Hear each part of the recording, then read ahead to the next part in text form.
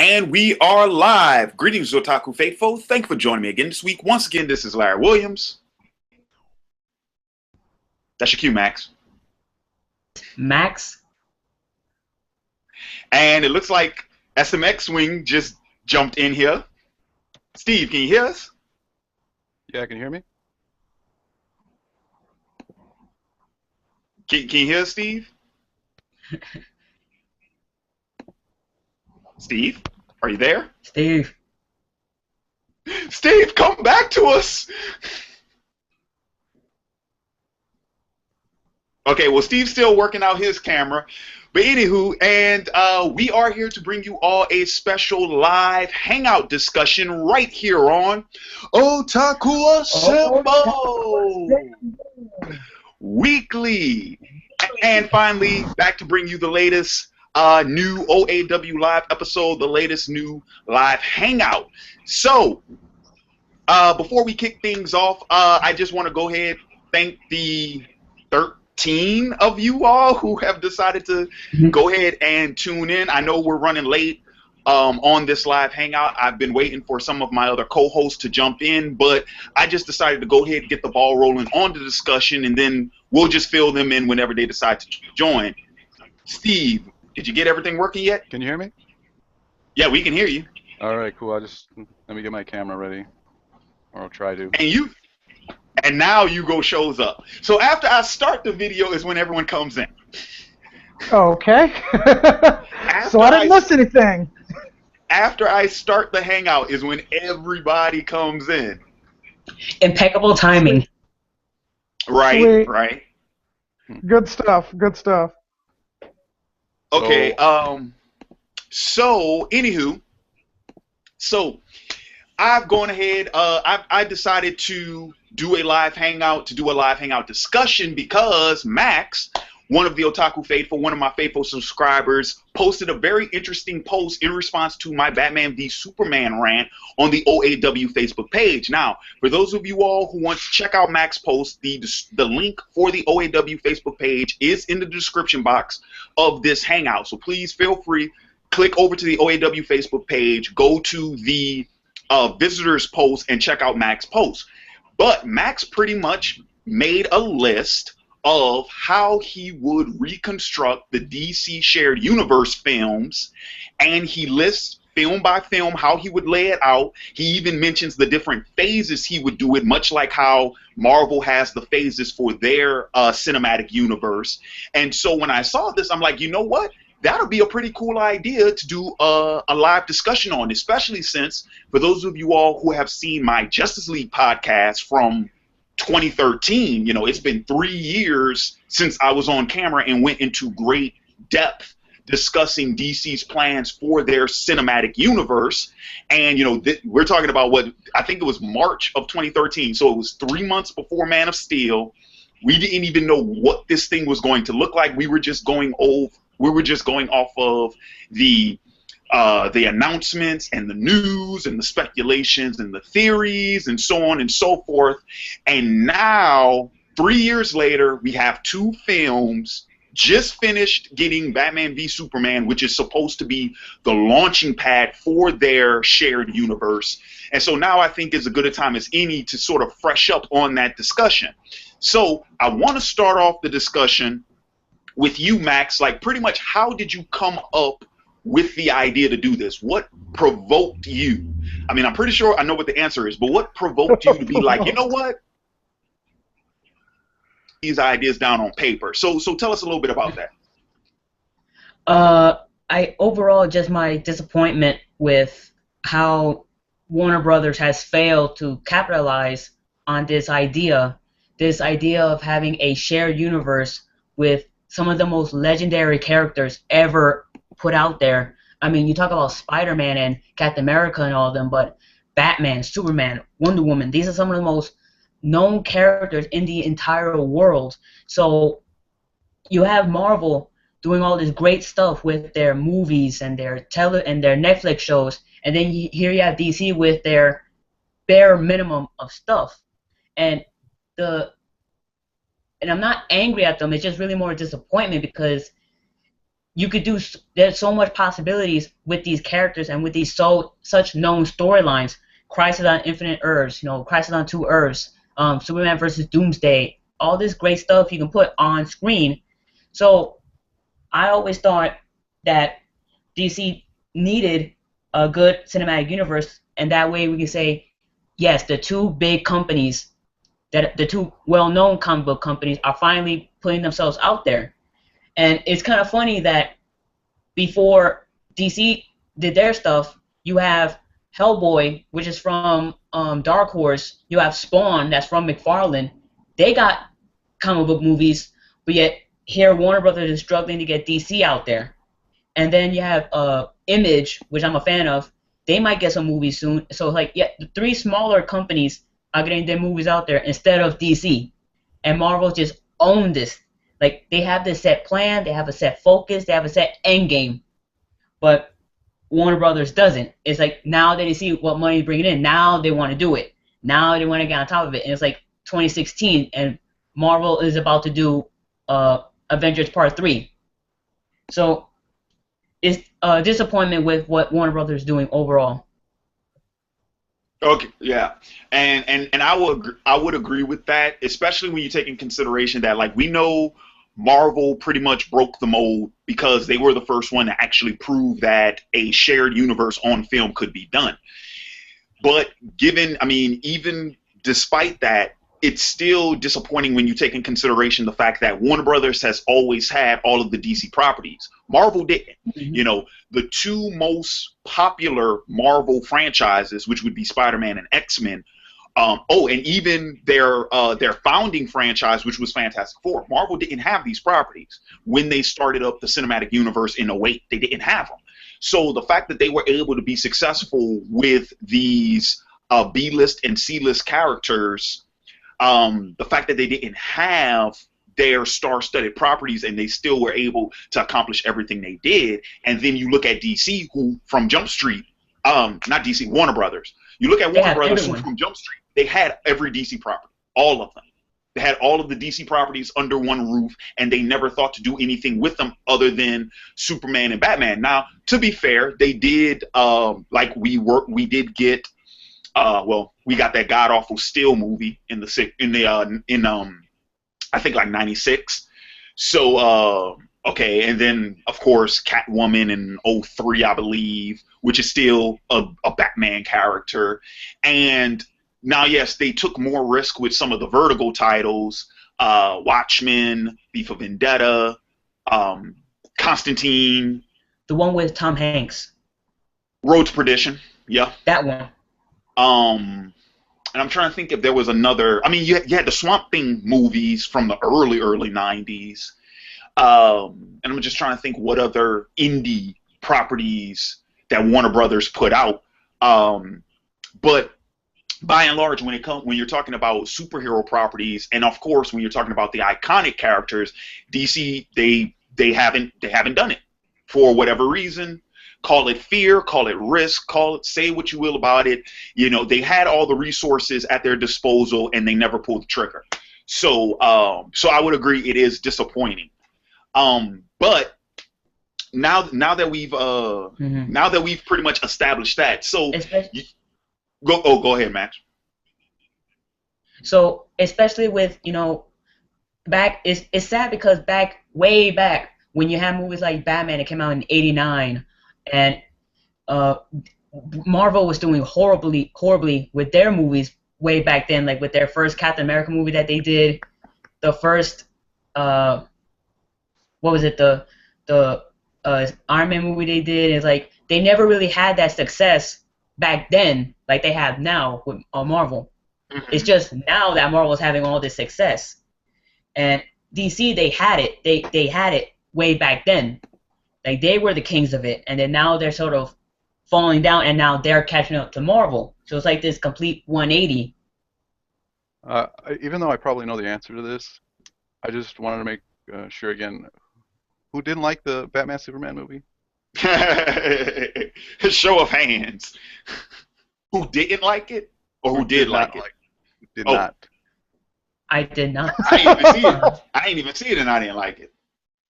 Hugo, why are My, you so dark? No my pun hand intended. isn't my hand isn't raised. I don't have any I light in didn't. here right now. Oh. My lights are off because I'm not paying bills. I'm not paying bills. That's why. I'm kidding. Kidding, of course. I'm kidding. So wait, so Steve, you said that you actually liked Batman v Superman, I or thought it were you was okay. joking? No, I'm not joking. I thought it was okay. Okay, so Steve, since you brought that up, now's as good a time as any to pretty much like briefly go ahead and give your thoughts on Batman v Superman. Now, so Max, like we'll start things off with you. If you could like sum it up in 2 to 3 sentences, just to reiterate your points Uh, my points on the what I just said or the movie. on on the movie, Batman v Superman, the movie. Okay. Uh, 2 or 3 sentences. Okay. Warner Brothers, in an attempt to catch up with Marvel, has put out one of the most jumbled clusterfucks in the history of clusterfucks because they just now decide, hey, putting characters together makes money. But unfortunately, it went out to a bad start.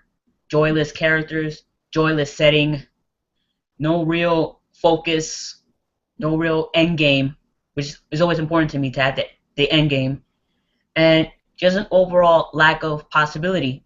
Creativity is the word. Okay, that's pretty good. All right, how about you, Hugo? Disappointed. Could have done better. That's it. Just 2 words. Disappointed. Well, 2 words in a sentence. Disappointed. Could have done better. That's it. That, Okay. that's my summary of the movie. All right, and for those of you all who have seen my Batman v Superman rant, you guys know I'm stern against not seeing it. I'm not going to support it financially. I don't want to see it. I don't care for it. It's just not going to happen. So I will go as far as to say, giving what I read and what I've heard from other critics and from other friends and family, I hate to say I told you so, but I did tell you so. Going off what they said, huh? I am going And off what they said. I am going off what they said. They didn't answer So that phone, Larry. They didn't answer that I phone. know they didn't answer that phone because I you called that called it, bro. phone 2 years You ago called when it. this movie was first announced. I called it, but nobody picked up. It went straight to voicemail, and they were like, "We'll be sure to call you back when we get your message." And I left a message, and nobody got back to me. So Mm, mm, mm, mm. I know it's so rude. It's so rude. Okay, so Steve, since you seem to be And the so, only one who dug it, give us your thoughts. Honestly, my defense of the movie's weeks has been just really focusing on it's not as bad as people are making it out to be. I'm not denying it's jumbled. I'm not denying that it's a lot of plot lines thrown in and it's very cluttered. That's true. But the main hate for this movie seems to be focused not on the movie is made, but more on the characters themselves. Like Batman and Superman, like they're evil, like joyless. I don't see what the problem is in in an adaptation that chooses to be a little more or a little less joyless if you want to be. I don't see the problem in that. Like just because these characters don't make the same decisions that they would in the comics we all love. By the way, if we want to see adaptations of these comics we love, why don't you just go read the comic? It's going to be better than the movie anyway, even if it's shot for shot. Death of Superman, go read Death of Superman. This is just another interpretation of the characters. I don't see the big deal. Well, Death of Superman is really joyless. Have you read Death of Superman? Yeah. It's it's very called joyless. it's called Well, Death of I'm not Superman. claiming Death. It's that not really was very joyful. full of joy. I'm just Hmm? claiming interpretation-wise, why is it so bad that these characters they've been taken in areas that they haven't been taken in the comics? Specifically, Batman killing or Superman's. What was the problem with you and Superman? Who, me? Yeah, in His the in the entire his characterization. I don't care for his characterization. He doesn't really act like Superman. these could have done better. I'm not saying they couldn't have. Obviously, they rushed this because they're trying to get the money. They're trying to be like the Avengers and all that.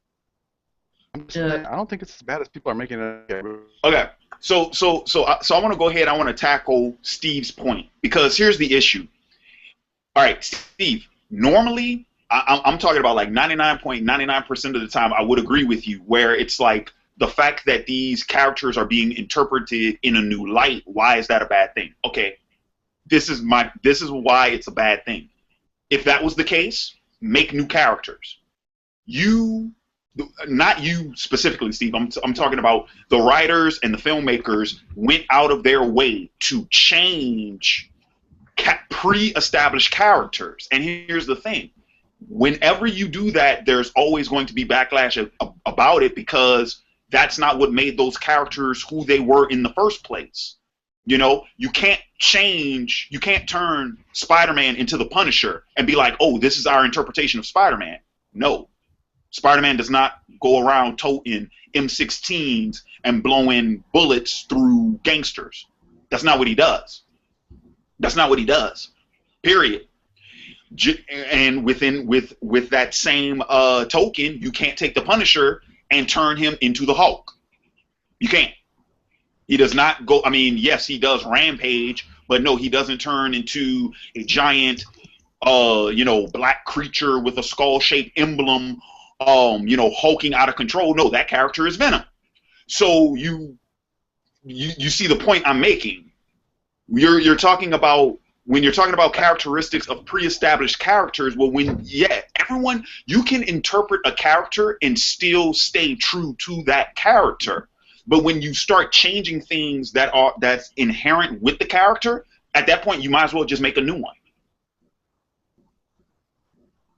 The characters, like, I guess, just under 3 of them, they've had interpretations. A bunch of authors. I don't as bad as people say because frankly, comics are akin to fan fiction. That's what they are. Right. I don't because you see have multiple writers doing them, right? Even early on Batman, closer to the original, he killed. Like, this was what he originally started as. Through time, we picked and choose the Batman or the interpretation of Batman we love most. For me, it's the Dark Knight Returns Batman or the Justice League Timverse Batman. But like, it's like with any other established character in literature. They make movies about, like, this is an example I used the other day. Godzilla. I'm a huge fan of Godzilla. I've loved him since I was small. The newest movie that came out, it treated him like a hero. Now, my personal preference for the Godzilla I love is the anti-hero who doesn't give a shit about mankind and doesn't want to save them for any reason. Was the movie bad? No. It just didn't conform to the character I think is best.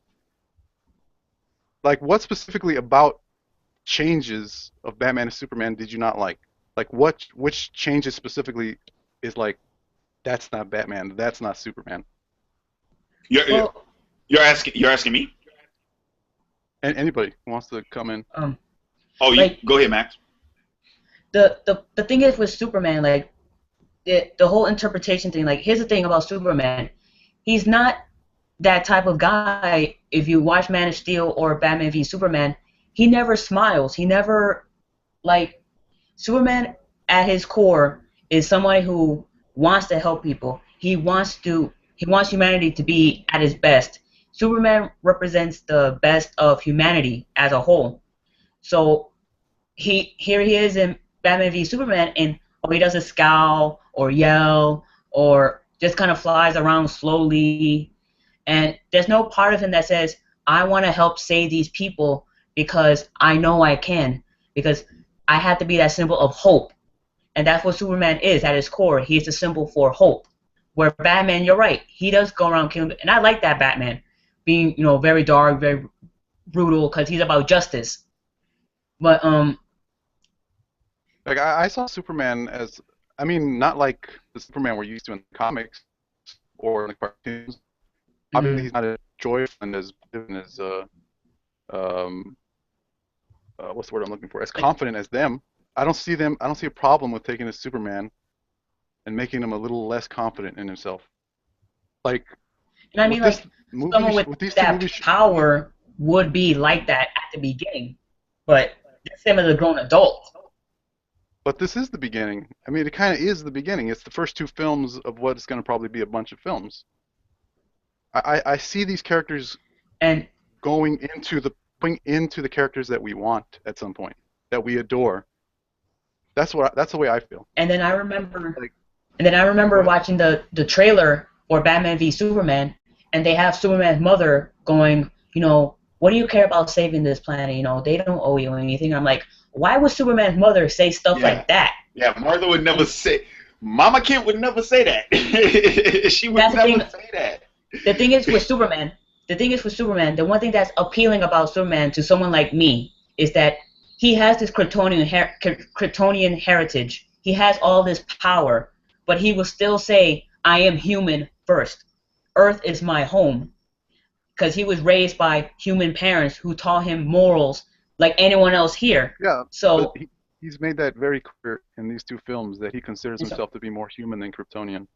He and said it a bunch so of times. So in Man of Steel, when you have Pa Kent saying, well, maybe you should have let the kids drown, or Ma Kent saying, these people don't owe you anything, what do you care about? Like, I'm like, bruh, like you're supposed to teach Clark Kent that, there are good people on this earth that you have to protect, that you have to be their hope, because you have all this power, you can do that.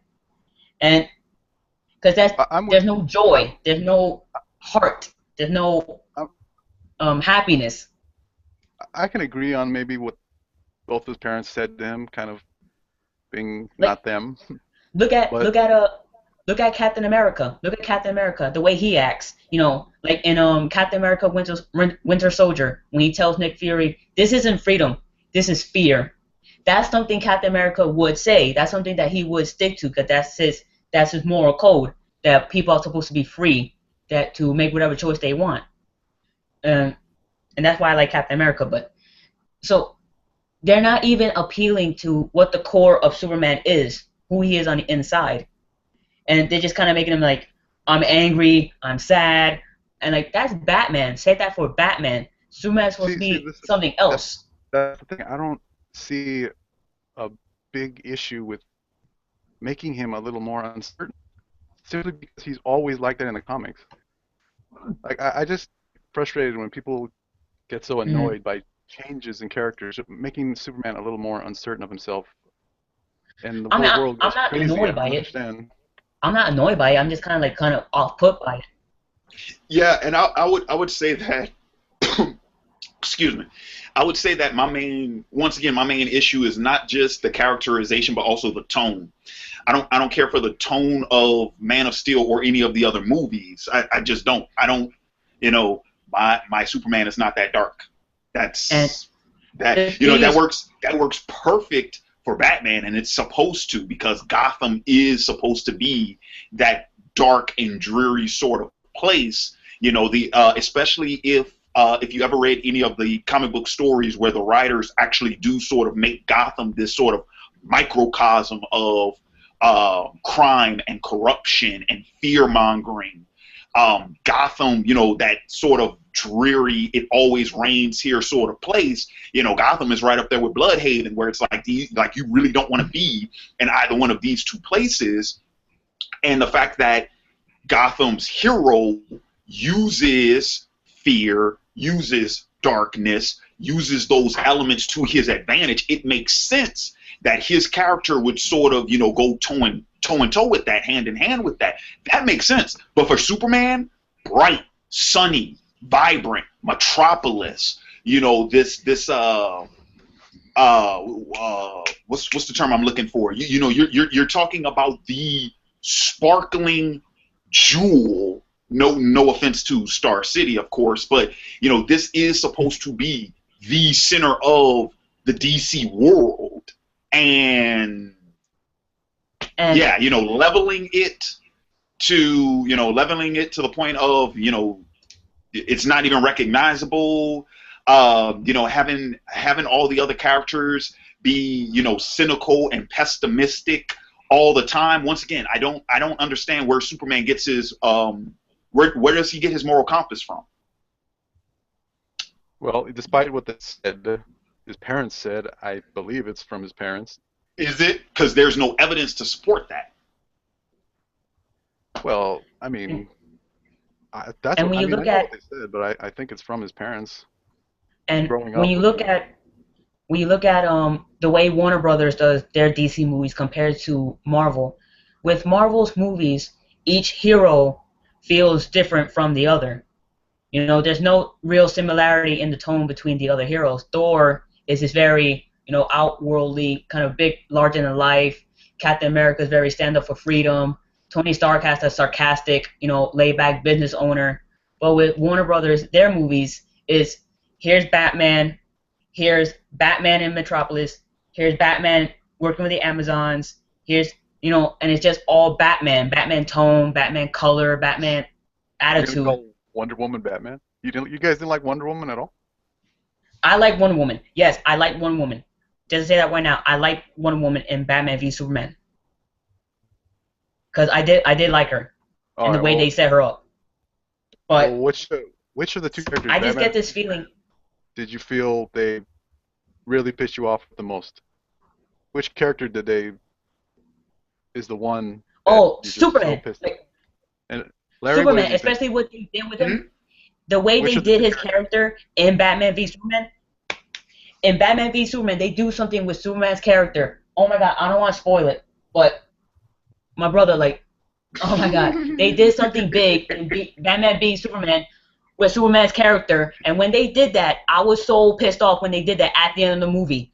I'm like, you did this shit way too early because you're so desperate to catch up with Marvel. You did this big thing with Superman, even though you never really set up his thing to be all that emotional. I think It's you like, can be safe to spoil it. I think if Yeah. anybody's watching this live okay, stream, they've either watched the movie or they don't care. So speak okay, freely. okay, okay. Oh my God, they have this fight with Doomsday. Doomsday, his hand gets chopped off by Wonder Woman's sword. So a spike grows in his stump. So Superman grabs the kryptonite spear, flies at Doomsday. Doomsday stabs Superman while Superman stabs Doomsday. They, honest to God, killed off Superman in Batman v Superman. They did this shit way too early. They never set up his death to be emotional because they never set up Superman to be that character that we would feel sadness for. Oh my God, Superman's dead. The symbol of hope is gone. But they never did that shit. They just did it. Okay, we need to speed Yeah, things up because yeah. Marvel See, taking their what ass. Yo, you're my brother, describing like, is something is something they had in the comics. bro, I no, don't no, no, see a no, no, no, I don't consider this movie an adaptation. I consider it just no, no, another no. interpretation. My brother, no, because when when when Doomsday kills Superman in the comics and they do his funeral, you have all these Yeah, heroes, that's what all I'm these saying. people crying because this symbol of hope is gone. The way Superman was developed in Man of Steel and Batman v Superman as this very joyless kind of not really saving, more like destroying, and they kill him off. It's like, where's the sadness? Where's the emotion? Why should I care that this dude got killed by Doomsday, especially since none of the other heroes are there? That's supposed to be the thing. Like in my DC Cinematic Universe, Superman dies in Phase 3.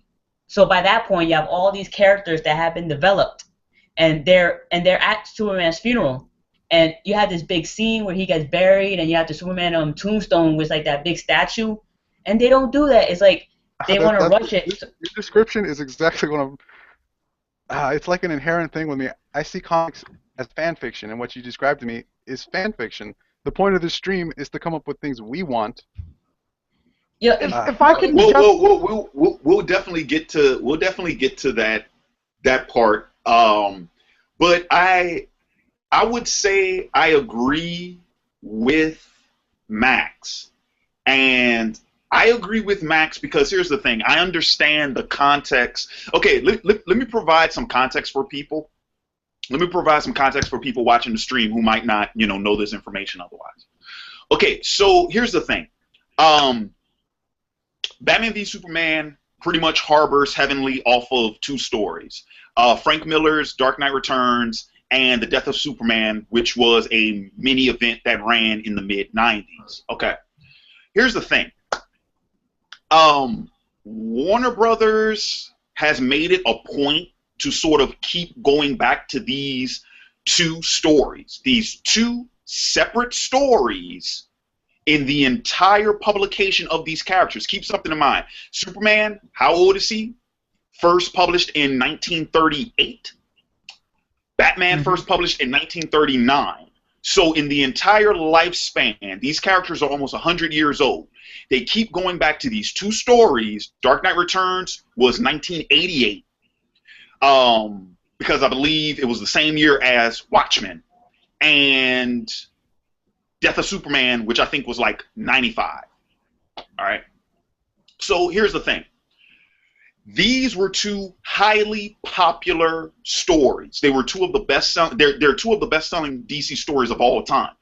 But they were especially two of the best-selling stories of the time period because towards the late 80s to the late 90s, the comic book industry was sort of in somewhat of a flux, because towards the second half, 85, 86, really 86.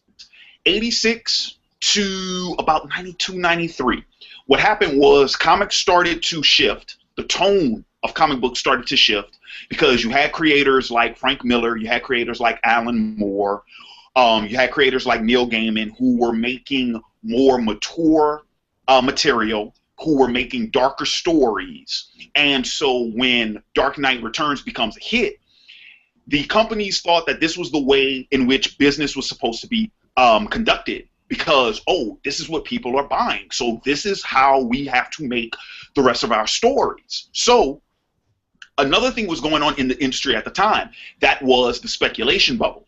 The speculation bubble is what was created when people started finding out that old comics were highly valuable. Now, the reason, and they didn't understand the reason behind this, they thought that the old comics were valuable because it's like, oh, because there is this, now that we've created this sort of new age of comic book storytelling, all of these old stories, oh, they're valuable for this nostalgic factor, and that's why people, that's why they're selling for thousands of dollars. No, that wasn't the case.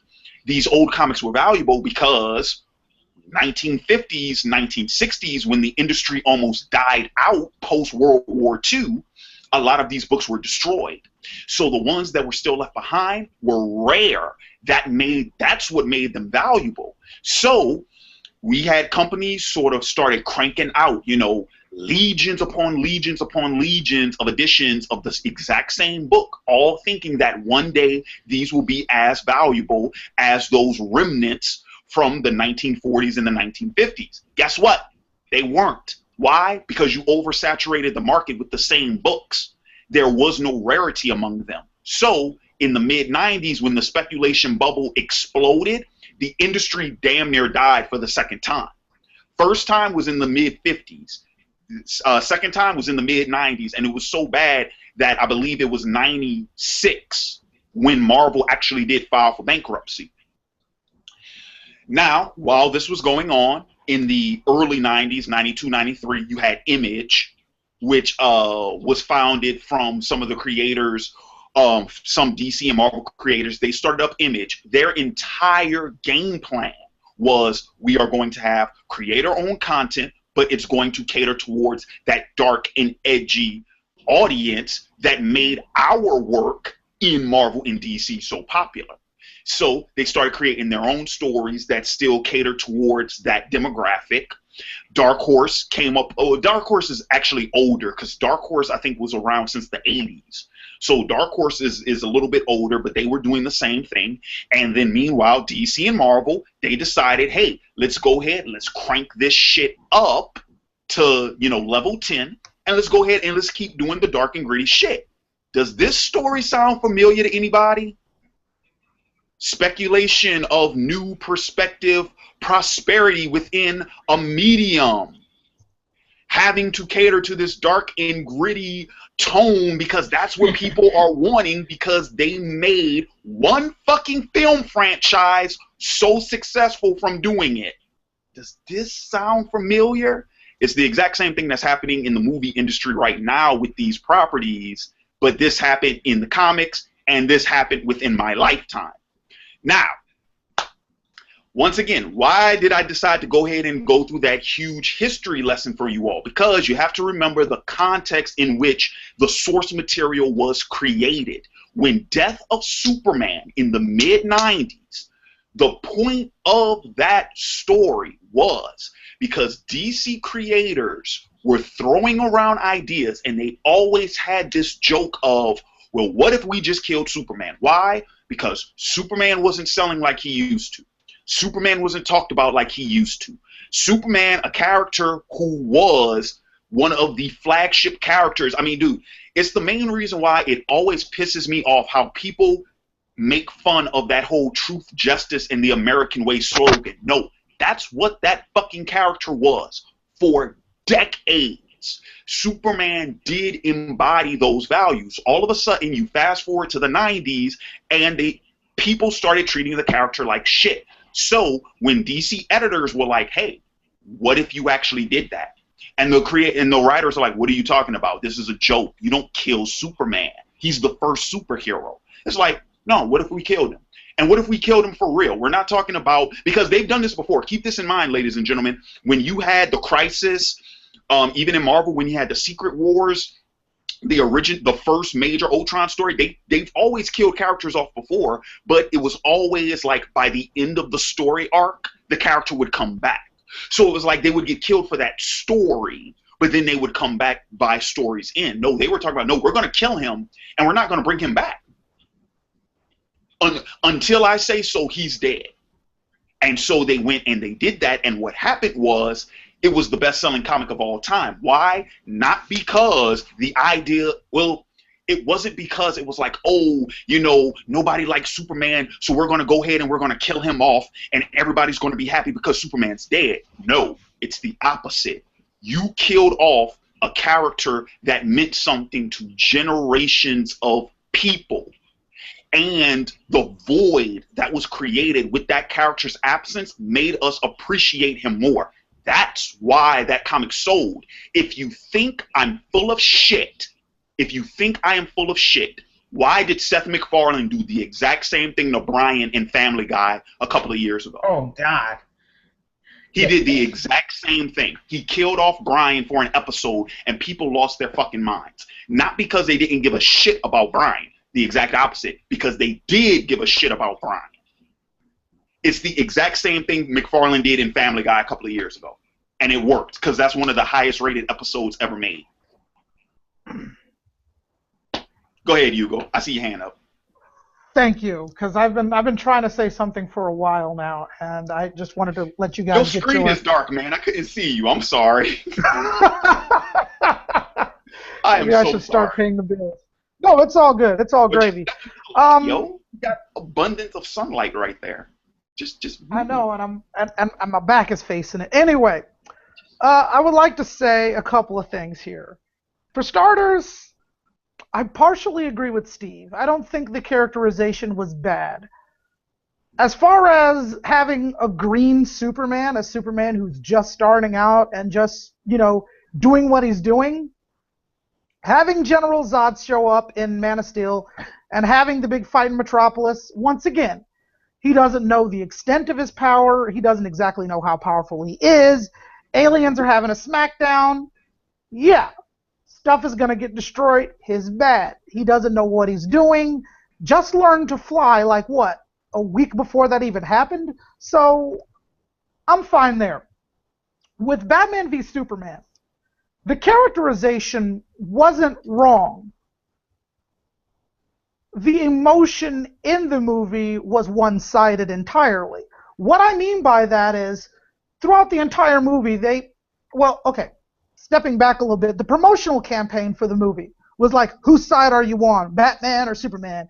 And, everybody was picking sides and whatnot. But in the movie was clearly one-sided.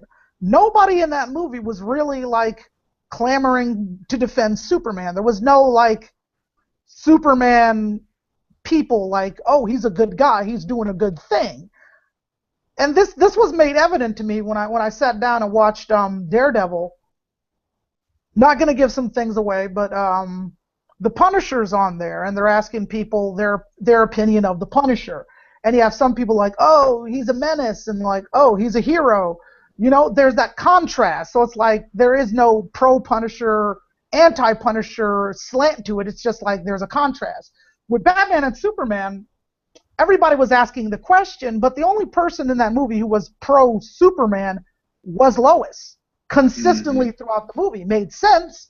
But what I'm saying is, if there would have been a bigger groundswell for Superman, a Superman fan club where Superman could go and say, maybe I'm not doing something good. Because that was kind of the whole issue with Superman in that movie, is that maybe I'm not doing something good. I got to do something, but maybe I'm not doing enough, or maybe I'm not doing it the right way. But there was no like, no, I'm doing something good. These people here see the good I'm doing, and I need to do it for them so that others can learn or see what I'm doing. There was none of that there. So when I watched the movie and they did the Death of Superman thing, I thought it was jostling, because it's like, whoa, why are you having this parade for this guy when previously no one really like held him as a hero, really?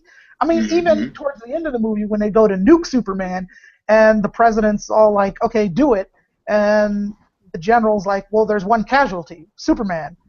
It's like, well, where's that coming from? Because you weren't really on his side to begin with. And if there was more of that in that movie, if there was more positive focus on Superman, because I understand, and I had no problem with them trying to create the contrast of like, oh, he's causing all this damage, he's a loose cannon, we don't know what he's capable of.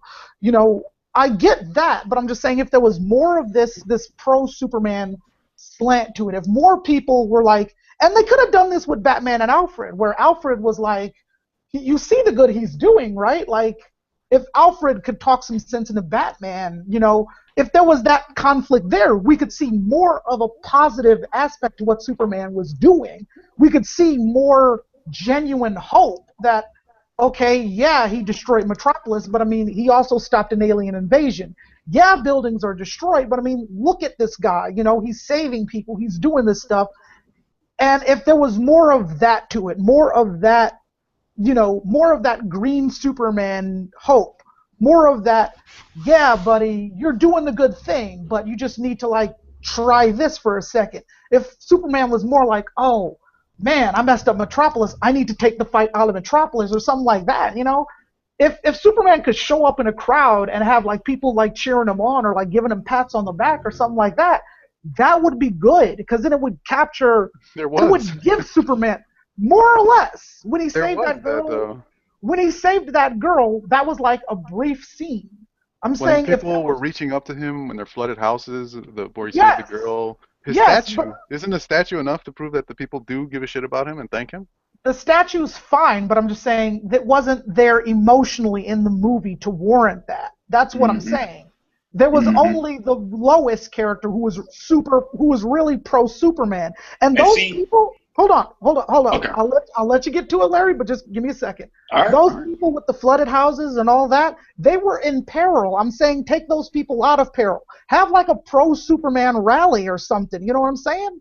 Because when he shows up at Congress, you see all the people with the signs and all that, and they're doing the whole Westboro thing with the signs and all that. But it's like you don't really see anybody who's like massively pro-Superman and like on his side on the news or anywhere. You don't see people who are like, yeah, he's good. It's a good thing that he's there because, he's not killing anybody. He's not hurting people.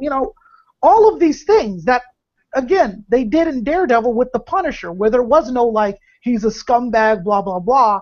You could see it from both sides of what he's doing, and that's because Daredevil's a legal show, but either way, if there was more of that pro-Superman in it, and not just people who needed saving, but people who realized that Superman was saving, because it's easy to get a parade after you save somebody. But I'm just talking about at the end of the movie. No, not at the end of the movie, but in the movie where people are like, you know what? That guy is the truth. Had war veterans show up and be like, you know what? Yeah, Superman's awesome.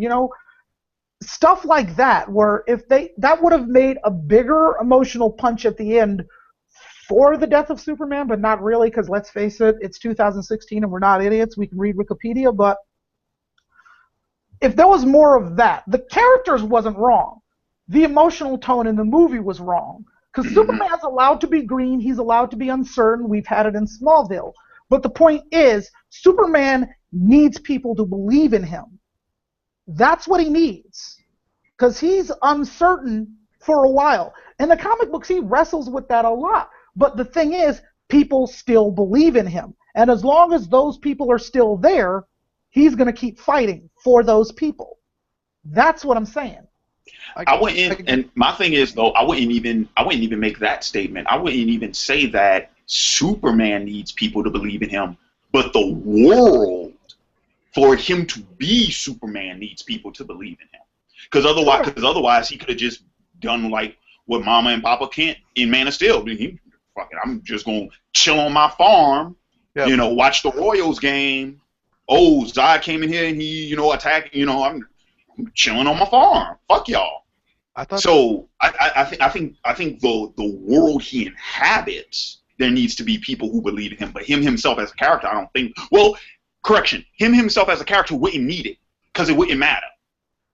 No, I'm not saying he needs it as a character. I'm not saying he needs it as a character. Like, oh, I need you to believe in me. What I'm saying is, like you said, in order for him to be Superman, to be that symbol, people need to believe that he is that symbol. That's what I'm saying. You can't go around saving people and then people think you're a piece of crap anyway. That's what Spider-Man does. Superman is different. Here's the funny thing though. Here's the funny thing. Since you brought that up, because that's the point I wanted to make up when you were like, no, we need to have people who, we need to create the contrast, the two sides. Here's the thing. Go back and watch Spider-Man 1. There's a montage scene where they're like, this is what New Yorkers think of Spider-Man, and you have people who like him, you have people who don't like him, and they each have a different reason. Then remember the line that Norman tells Peter, in spite of everything you've done for them, eventually they will hate you. Why bother? And we get that scene repeated to Peter when he's reading the Daily Bugle front page, Spider-Man menace, Spider-Man, this bad Spider-Man propaganda. And then what happens at the end of the movie? He is fighting Goblin, trying to save these children and Mary Jane, and a bridge full of people are tossing shit at Green Goblin. New York stands behind him because despite the bad press, but what I'm saying is it shows you the two sides. The people who don't like him, the people who do like him, and by the end of the movie, his faith is rewarded. That's exactly what this movie did. Was it? Because that's not what I heard. That's not what I was told. Hold on, Steve, when? Well, let me. The whole thoughts. I can agree with showing. Wait. You're like super breaking up. Yeah, you're breaking up. Supporters of him at Congress. The statue. Steve, repeat that. Repeat it. Yeah, start over. Go ahead. Oh, okay. Yeah. I said I can agree that there should have been more scenes where there were supporters and deniers of him. I thought, from what I got, I understood that there were both. I mean, there were TV telecasts and reporters defending Superman against the Congresswoman. There were supporters of him when he saved people. Even at Congress, he had supporters. And then there were people who didn't like him, just like the Spider-Man movie you're talking about. And at the end of the movie, like what you said about Green Goblin, that New York was behind him, it's kind of like the same thing in Batman vs. Superman, only Superman didn't get to see because he died after he found out everyone was behind him. I mean, his death served a different purpose than it did in Death of Superman, because the whole world lost something in Death of Superman. They just used his death for a different reason, I think, in this movie. I think his death showed the world that he is a symbol of hope. He's dead now. I mean, he's going to come back, but I don't see anything wrong with using his death in that way. Because it sounds like just like Spider-Man, like you're saying. But then again, here's the other thing though. But doesn't that sort of reinforce what I was saying about how cynical and pessimistic? Oh, you're only a hero after you died. We'll martyr you, but we won't give a shit about you while you're still here. But certain people did, and I don't understand. Like, it depends on what hero comic you're reading. Like, if you read Batman, there's going to be supporters of Batman and deniers of Batman. When I pick up a Superman book, no, they're all going to be for him because he's a symbol of hope. Like, I don't understand. Like, do the citizens in each comic, some are more cynical than the others? Like, people with power scare other people. Like, regardless of if you're good or if you're Batman or if you're Spider-Man, I just don't see a problem with that realistic approach. Okay. Okay. So, well, before I transition to the next point of the discussion, did anybody else have anything to add on that front? Nope. When it comes to what Hugo Strange said about Batman and what that could have been, Batman is an idiot in Batman v Superman. Agreed. Superman is saving all these people, and Batman is so gung ho, I'm gonna destroy Superman. And you have Alfred who's like, hello, he's saving people. You're gonna be fighting a god. What are you thinking? And you have Batman who's like, if there's even a 1% chance that he's against us, we have to destroy him. And it's like, bro, relax.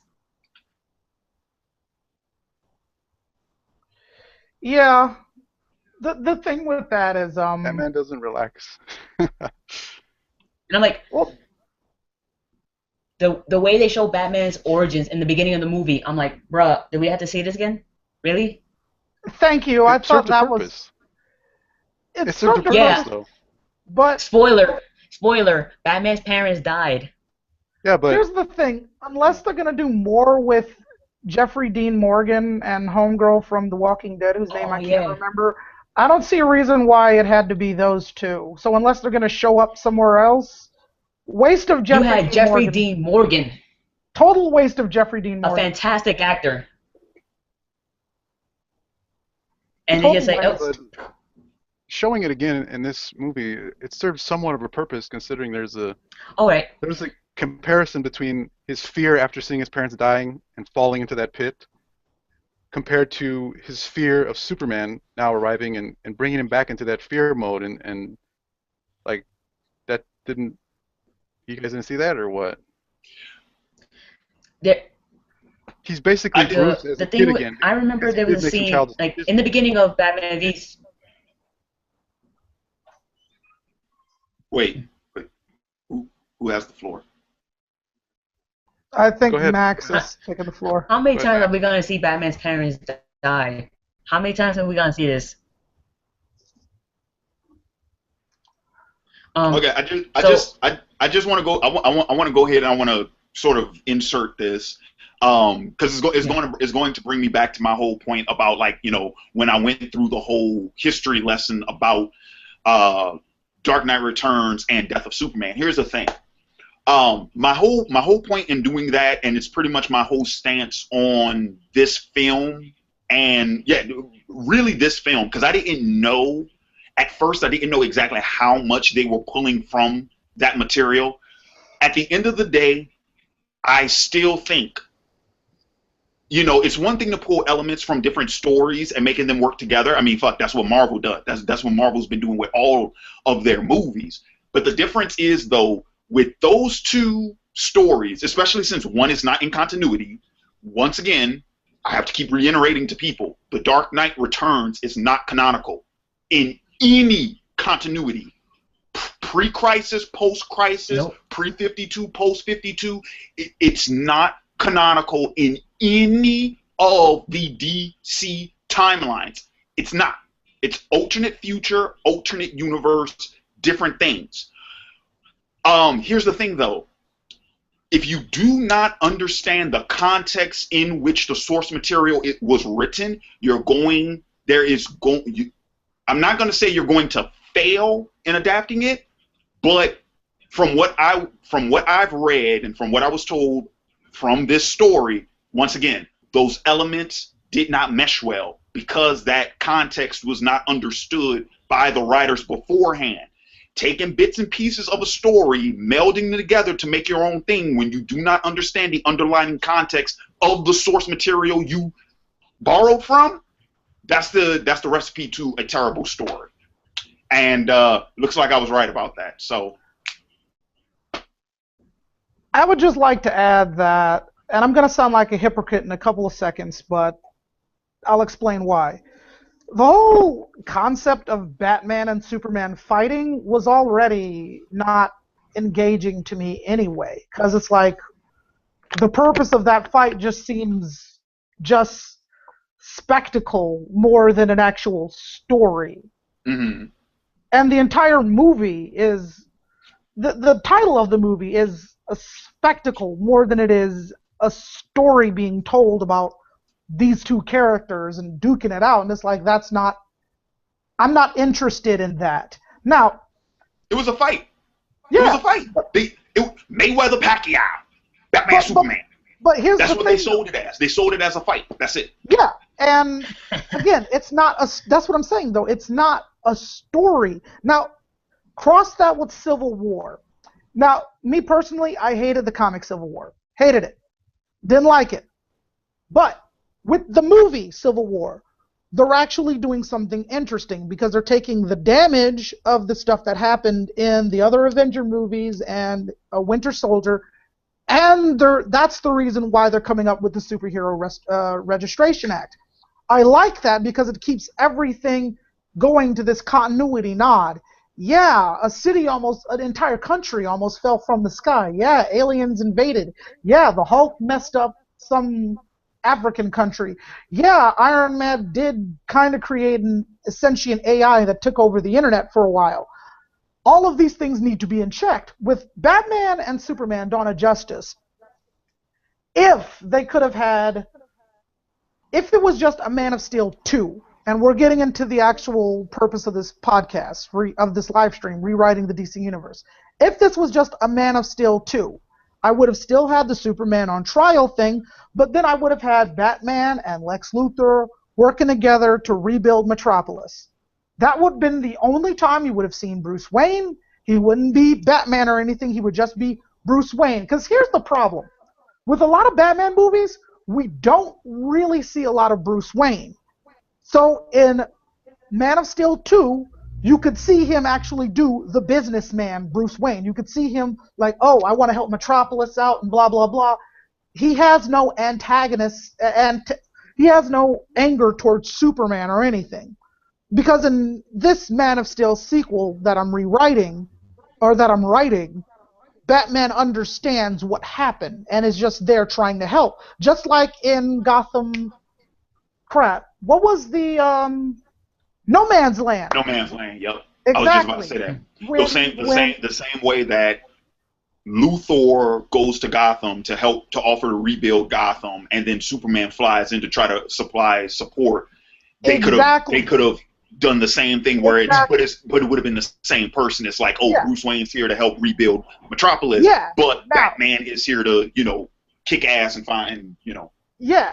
Now here's where it comes in. For Man of Steel 2, it would be a different thing for me. There wouldn't be no General Zod. The main enemy of that movie would be Lex Luthor, and here's why. Because in Lex Luthor's mind, he would be taking over Batman's role in Batman v Superman. In Lex Luthor's mind, this alien who has no right being on this planet came down, destroyed everything. People are hailing him as a hero. But I'm the one spending the money trying to rebuild the city. I'm the one giving people food and water. I'm the one doing all these things. Why is this alien who's messing up things getting all the credit? This alien dude needs to be humbled. So, Superman's flying around, giving people food and packages and all that, and Lex Luthor is just kind of getting pushed in the limelight. Every news outlet wants to talk to Superman. No one wants to talk to Lex Luthor, even though it's his money. He's rebuilding everything. He's making sure they get clean energy, all that. Because here's the thing. A lot of those movies push Lex Luthor as a villain, and I don't like that. Lex Luthor is a businessman. And my Lex Luthor would still be, he would be generous, a philanthropist and all that. The only thing would piss him off is that, why are we hailing this alien as a hero? He's illegal. He's, he destroyed Metropolis. This is not good. What's to stop other aliens from coming here and doing the same thing? You know what I'm saying? That's Lex Luthor's mindset. So it's like, I need to prove to the world that this alien guy is not good for us. And that causes him to do all the evil stuff. That's the Man of Steel sequel that I would like to see. Because that way you set up Batman, but you don't need to set him up as Batman. You set him up as Bruce Wayne. We get to see the business side of everything. And we can do some Bruce Wayne investigating, and maybe he stops by the Daily Planet and is like, oh, yeah, Clark Kent, I heard of you. And they have that good stare down where they both kind of know, like, oh, yeah, you're Superman. Yeah, you're Batman. Yeah, I know. They kind of have that nod there. We could do that. But I really want to push Lex Luthor because every movie every single movie has Lex Luthor as this sleazy snake oil salesman, and I don't like that. This You know takes the what? time. Go ahead. Go ahead. You know what else would have been cool? And quick question: does anyone find out other than Clark that Bruce Wayne is Batman in the movie? No. Nope. Nobody. Nope. See what also would have been cool with your suggestion was what if Lois was spending the entire movie trying to figure out what's going on with Bruce Wayne, and by movie's end she finds out he's Batman. That would be cool, but like I said, it gives you a lot to play with if you just focus on that kind of those characters, because that way Superman is being that hopeful symbol. He's going around, he's helping people. Everybody wants to talk to him. He's the man about town, you know. And some people want to talk to Bruce Wayne because it's like, hey, Bruce Wayne is here. You're not even from Metropolis. You have no stake in this. And Bruce Wayne gets to talk about Cadmus Labs. He could even bring that up, or have Lex talk about, you know, his new medical program. Like, yeah, Cadmus Labs, we're doing free medical screening for anybody who was hurt in the damage of Metropolis. You could have all of these little tie-ins go in, and hey, maybe, just spitballing here, maybe the damage in Metropolis is what happens to Cyborg. I know it's outside of continuity, but I'm just saying, if you want it, you could have it. Where Cyborg is one of the where Victor Stone, like, Lex Luthor could be like, oh, this was a promising athlete, and thanks to Cadmus Labs, because his dad works for us, so thanks to Cadmus Labs, he's going to be the first to receive the special treatment thanks to LexCorp. You know, him trying to boost his publicity and all that. You could have all of those things naturally happen in the movie, still carrying from Man of Steel, because now we have a Superman who is that hope. We have that. He's not green anymore. He's tangled with Zod. He knows how strong he is. Now he just wants to help. And then you have a human element. This is a guy that Superman can't just punch in the face, okay? This is a guy that Superman has to fight. And then you could find out, Batman could find out, I don't know, Lex Luthor's maybe embezzling money, you know? It goes on, but what I'm saying is that if they sold this movie as a story instead of a fight, it wouldn't be sitting right now at $58 million in the box office. Because again, it still hasn't made. Yeah, $580 million. Yeah, 58. I said 58. Yeah, $580 million in the box office right now. Has yet to make $1 billion. And if you can't do that with Batman and Superman, they should just hang it up. Anyway, that's my Man of Steel sequel right there. Boom. Dude, and you know what's funny about that? Because I was reading another article where they were talking about like estimates and stuff like that. They're like, dude, if they don't hit 800. They in debt. If they don't, because the movie cost about 400 total, 250 for production and about another 150 in advertising and marketing. So yeah, that 400 that they made last weekend, they just broke even. If you're saying that they're at 580 million, so they only made 180 million in profit. Basically. But once again, how does Hollywood work, you ask, Larry? Here's the thing. Nobody loans money in Hollywood just to have that money returned to them. Their interest exists in Hollywood too. And depending on who you borrow from, that interest could be high. Also, consider this. You also need to return to your investors. You have to return, compound interest, because you want them to invest again. So also the prospect of losing an investor, you have to have a considerable return. So, yeah, typically by Hollywood standards, you want to double your budget in profit. You want to double your budget in profit, meaning you want to make 3 times whatever your budget was. So you make your budget back, you break even, and then you double that. So then you get that budget back, that's your budget profit, and then you want to double that. By that standard, that's how it's like, oh, it's a success. You know what I mean? Have you paid to see it, Larry? So what? Have you paid to see it? No. Larry hasn't saw it. Larry didn't see it. I wasn't I planning can tell you that right now. I wasn't planning to, but just because you didn't go, I'll go. And that'll be like your payment. But you can thank me later. But I'm not going. You'll go again? Yeah. And if you go again, you're just paying for yourself. Think of it as you. I'm gonna think of you. No, because you didn't offer it to me. So anyway, that's not how it works. But anyway, so what I'm saying is, yeah. So go ahead, Larry. yeah, if Batman vs. You're talking about a $400 million movie, that means their total needs to be 1.2 billion. Yeah. Now they've already said, it won't it's not considered a success unless it hits a billion. All right. But if it doesn't hit 800, at least 800, they're in debt. They still owe money. So, yeah. Bear in mind that almost everybody, if you say you went and seen Batman and Superman, just about everybody will ask you who won. If they haven't seen the movie already, they'll say, who won?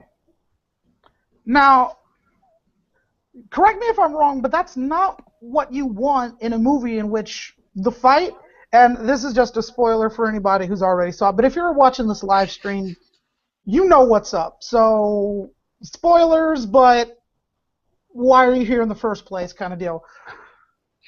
Batman and Superman, the fight really doesn't have a conclusion to it. They just kind of fight, and then it's like, Martha, where do you know that name?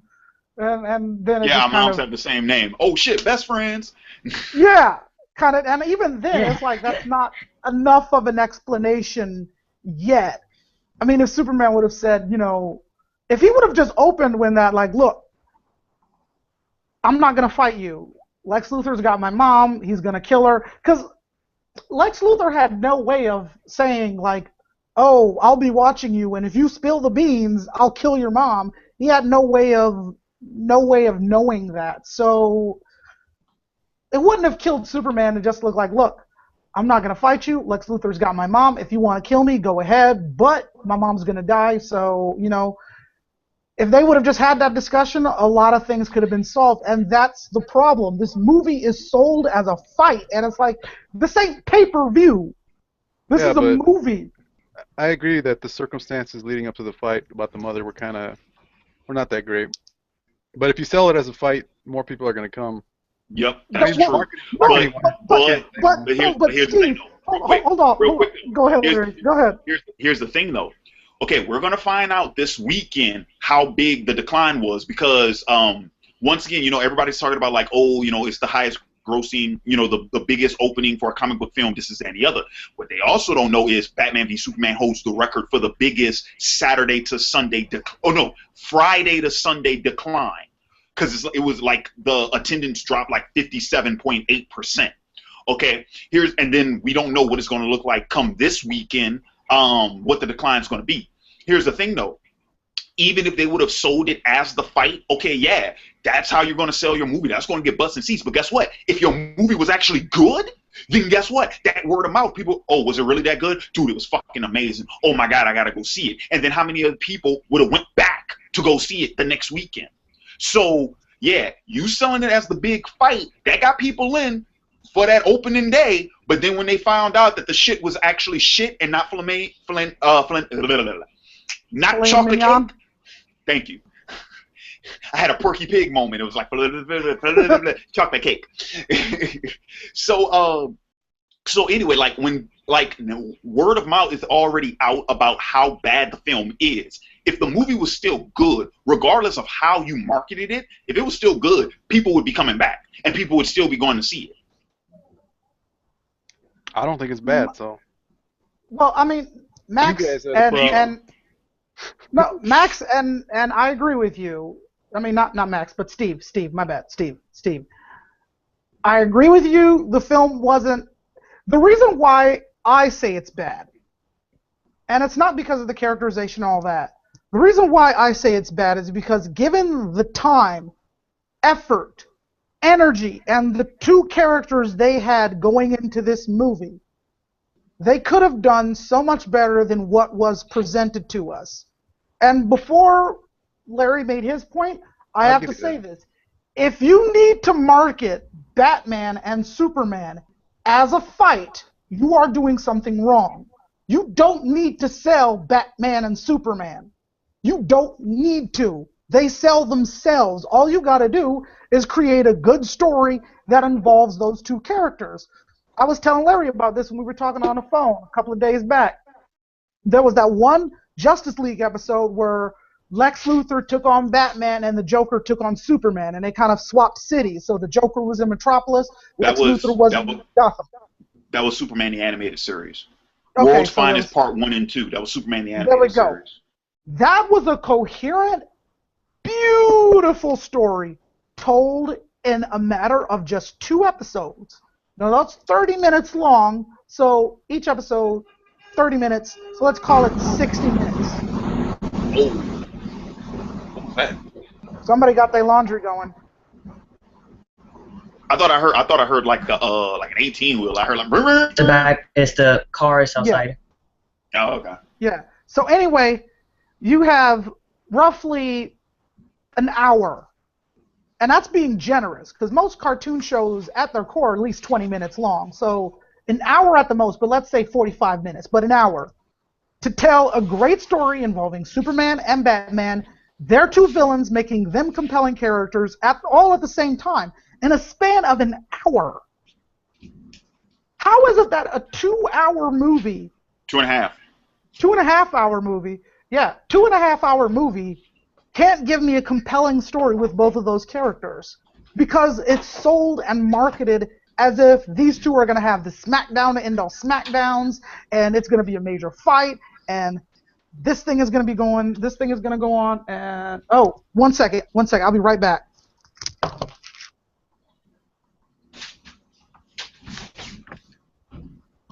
We will follow up on that point. I'm wait, back. damn, that was fast. Yeah, I said I'd be right back. And anyway, this stuff is going on, the smackdown is happening, but it's like, no, it's not a fight. Don't sell it like a fight. You can tell a story with Batman and Superman without them having to go at it. Having them go at it is just like, I feel like it's for little kids who just constantly have that, oh, Batman's better than Superman kind of bickering, and it's like, that's not what I want the movie to be about. And let's face it, that's what the movie's about. It's in the title. Dawn of Justice is a subtitle. Yep, and that's what they sold it on. That's what they were banking on. And it's like little kids will watch it, but they won't understand the plot holes in it. They won't see it with sophisticated eyes. Not that you really need to be that sophisticated to see what was wrong with the movie. It was all right as an action film, but it's like, I'm not going there for an action film. I'm going there to see Batman and Superman. I don't want to see them fight. I want to see Batman and Superman. Dude, it's kind of funny because the more I think about it, the more I'm starting to think like, yeah, they made that. They intended. It's almost like they made it to be a kid's film. Because and especially when you take in consideration how comic book films were made back in the 90s, like when we were kids, it's like, oh, yeah, there's not much story and everything's dumbed down. We just got these amazing action sequences, and that's the only thing that... Because remember, that's the only thing kids remember about movies. And are the action sequences. There's no real substance to the action. It's like there can be action, but there's no substance to them. There's no meaning. There's no emotion behind it. That Doomsday fight, there was no stakes in it. It was like, okay, we've seen this in Man of Steel. The city's getting wrecked up. Yeah, it's done. What else? What else you got for me, you know? Mm-hmm. Like, when you watch Captain America Winter Soldier, and you have that last fight with the Winter Soldier and Captain America, there is that emotion there. This whole, Bucky, come back to us, you know, we were friends, let's work this out, and then, you know, you feel for the two characters, so you want them to be able to be friends again, so there's that emotion there. Dude, I'll even take it a second further, because in Winter Soldier, I'm going to be real with you, there was even the question of whether or not they would actually succeed. Why? Because they infiltrated a building full of enemies. And you saw how split S.H.I.E.L.D. was after Cap exposed Hydra. And then, dude, remember? Because, like, dude, this scene, I still get chills every time I watch it. When the guys, the pilots, they're like, all right, we gotta get to those jets. We're the only air support Captain Rogers has. And then Bucky takes all of them out by himself. Yeah. He kicks one dude into the propellers of a jet. That dude is dead. It's like he took out Like, it's like, oh, it's great, because Cap got some support, yeah. And then they were all taken out. And it's like, this might actually not work. Yeah. So that brings more stakes into the final fight. Will Bucky be back? Will this man come back to us and become the friend that Captain America has? And there's like, it's even to the point where it might not happen. He may not be redeemed. He just be a villain forever, and Captain America will lose that one connection he has left to his old days. Well, that's what I'm saying, though. That is what I'm saying. There needs to be a different feel with all of these movies. There needs to be a different feel, because in every one of the Marvel movies, there was a different thing at stake. Kind of the same goal, same conclusion. Like, okay, Loki didn't want to destroy the world, but he wanted to take it over. He used the Chitauri to do it. Ultron wanted to destroy the world. Same thing. It's all going to come down to a fight. It's all going to end with a fight, but it's like we're fighting for different reasons, kind of deal. So with Man of Steel, with Superman, we saw what he could do physically against Zod. Now we need to see what Superman can do mentally. In the Man of Steel 2 that I presented, again, he can't go up and punch Lex in the face. He would kill him. Can't do that. And Superman's like, look, I'm done killing. I can't kill anybody. And that's what I liked about Man of Steel, is the fact that he had, and again, he was green. Zod is his first kill. I can live with that. There was no kryptonite around, no nothing. No prison could hold him. I could live with him killing Zod. Everybody lost their minds about that for some reason. I didn't, because it's like, okay, he's just starting out. But now he's just dealing with humans, and when you have Lex Luthor as a different kind of villain that Superman can't physically fight, it's a fight for a different reasons. There are different stakes. This is about Superman, like claiming who he is, So with this, it was just like Doomsday, and I was so against having Doomsday in this movie, because Doomsday is not a character. Doomsday is an event. Yeah. He's the thing that Superman fights. He's a plot device. Yeah, exactly. He's a thing. He's not a person. He is a thing. And we had a thing with Zod, and Zod was a person. But Doomsday can't speak. He just destroys things. It's like, we destroyed stuff already. I'm tired of that. Yeah, okay, so you have Superman and Wonder Woman fighting Doomsday. Still destroying things. I don't see any difference, really. So what's all the background noise? Is that you, Max? Yeah, I had to move the computer to a different location. And I gotta get going in a little bit. I gotta bounce around 8:30. But anyway, I presented my Man of Steel sequel. Gentlemen, go for it, because I presented mine. I laid my case out. I'm watching the chat here. I see you guys. Hi everybody. Yeah, it's me. Okay, so real quick, before I get into this whole idea of either fixing or rewriting the DCU, okay, Max, here's my question, because I got your slate here. Now, was this intended to work in tandem with the films that were already made, or was this supposed to be like a complete relaunch, which you had in mind when you made the list of films? It was meant to be a complete relaunch. It's meant to, from scratch. Like, if my scenario is to start this movie way back when, in 2008, the same way, like maybe even 2006, just to have a 2-year lead. That's the mentality I went into making the list. Okay, so I mean, I'd hate to say like a New 52 approach, but okay, here's my question though: why did you date it? What do you mean, like why did I make it in 2006? Mm-hmm. Oh wait, you say you made the list in 2006? No. I made the list recently. I'm saying that if I had it my way, I would start it in 06. Oh, I see what you're saying. Okay, so yeah, so it would have been like if the movies had been done 10 years ago. Right. In 06. Yeah. Yeah. So then, but if that was that 2-year lead on Marvel. Okay, but if that was the case, then you wouldn't have the Nolan verse. You wouldn't have the Nolan trilogy. That's alright. Cause I take it you didn't care for the Nolan movies. Dark Knight's the only one I care about. Oh wow. Not even Begins. I don't know why I don't know why Begins is so underrated. But like every time No, anybody talks about those movies, they bring up Dark Knight and Dark Knight Rises. I'm like, Begins is one of the is arguably I could actually argue that Begins was better than Dark Knight. I could argue that. I won't, but I could. I've done it before. And I'm like, the dude, thing is, Begins was really freaking good. I don't get why. Begins felt like two movies at the same time. The first half could have been a movie on its own, building up Bruce Wayne as Batman, but then the second half is Batman. It felt like two different movies altogether. So, but Dark Knight had that coherent, linear story. With Batman Begins, it's two storylines at once. Yeah. I was just reading one of the comments.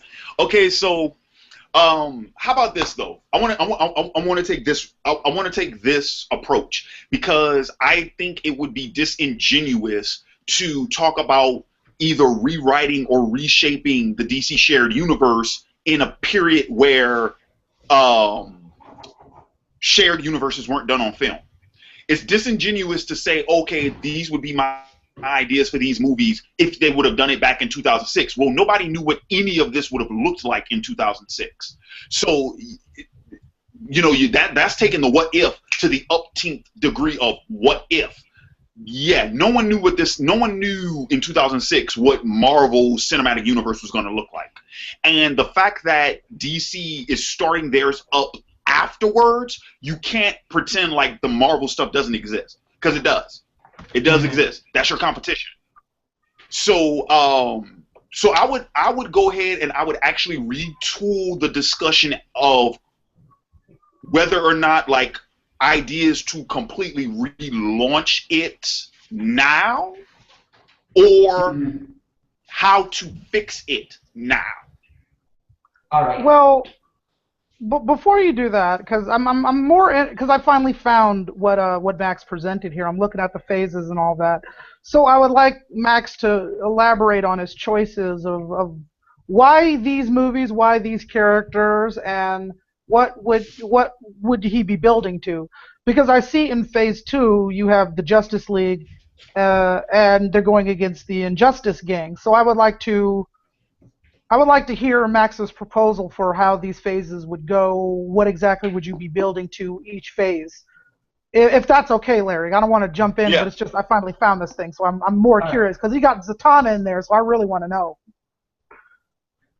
I got Zatanna in.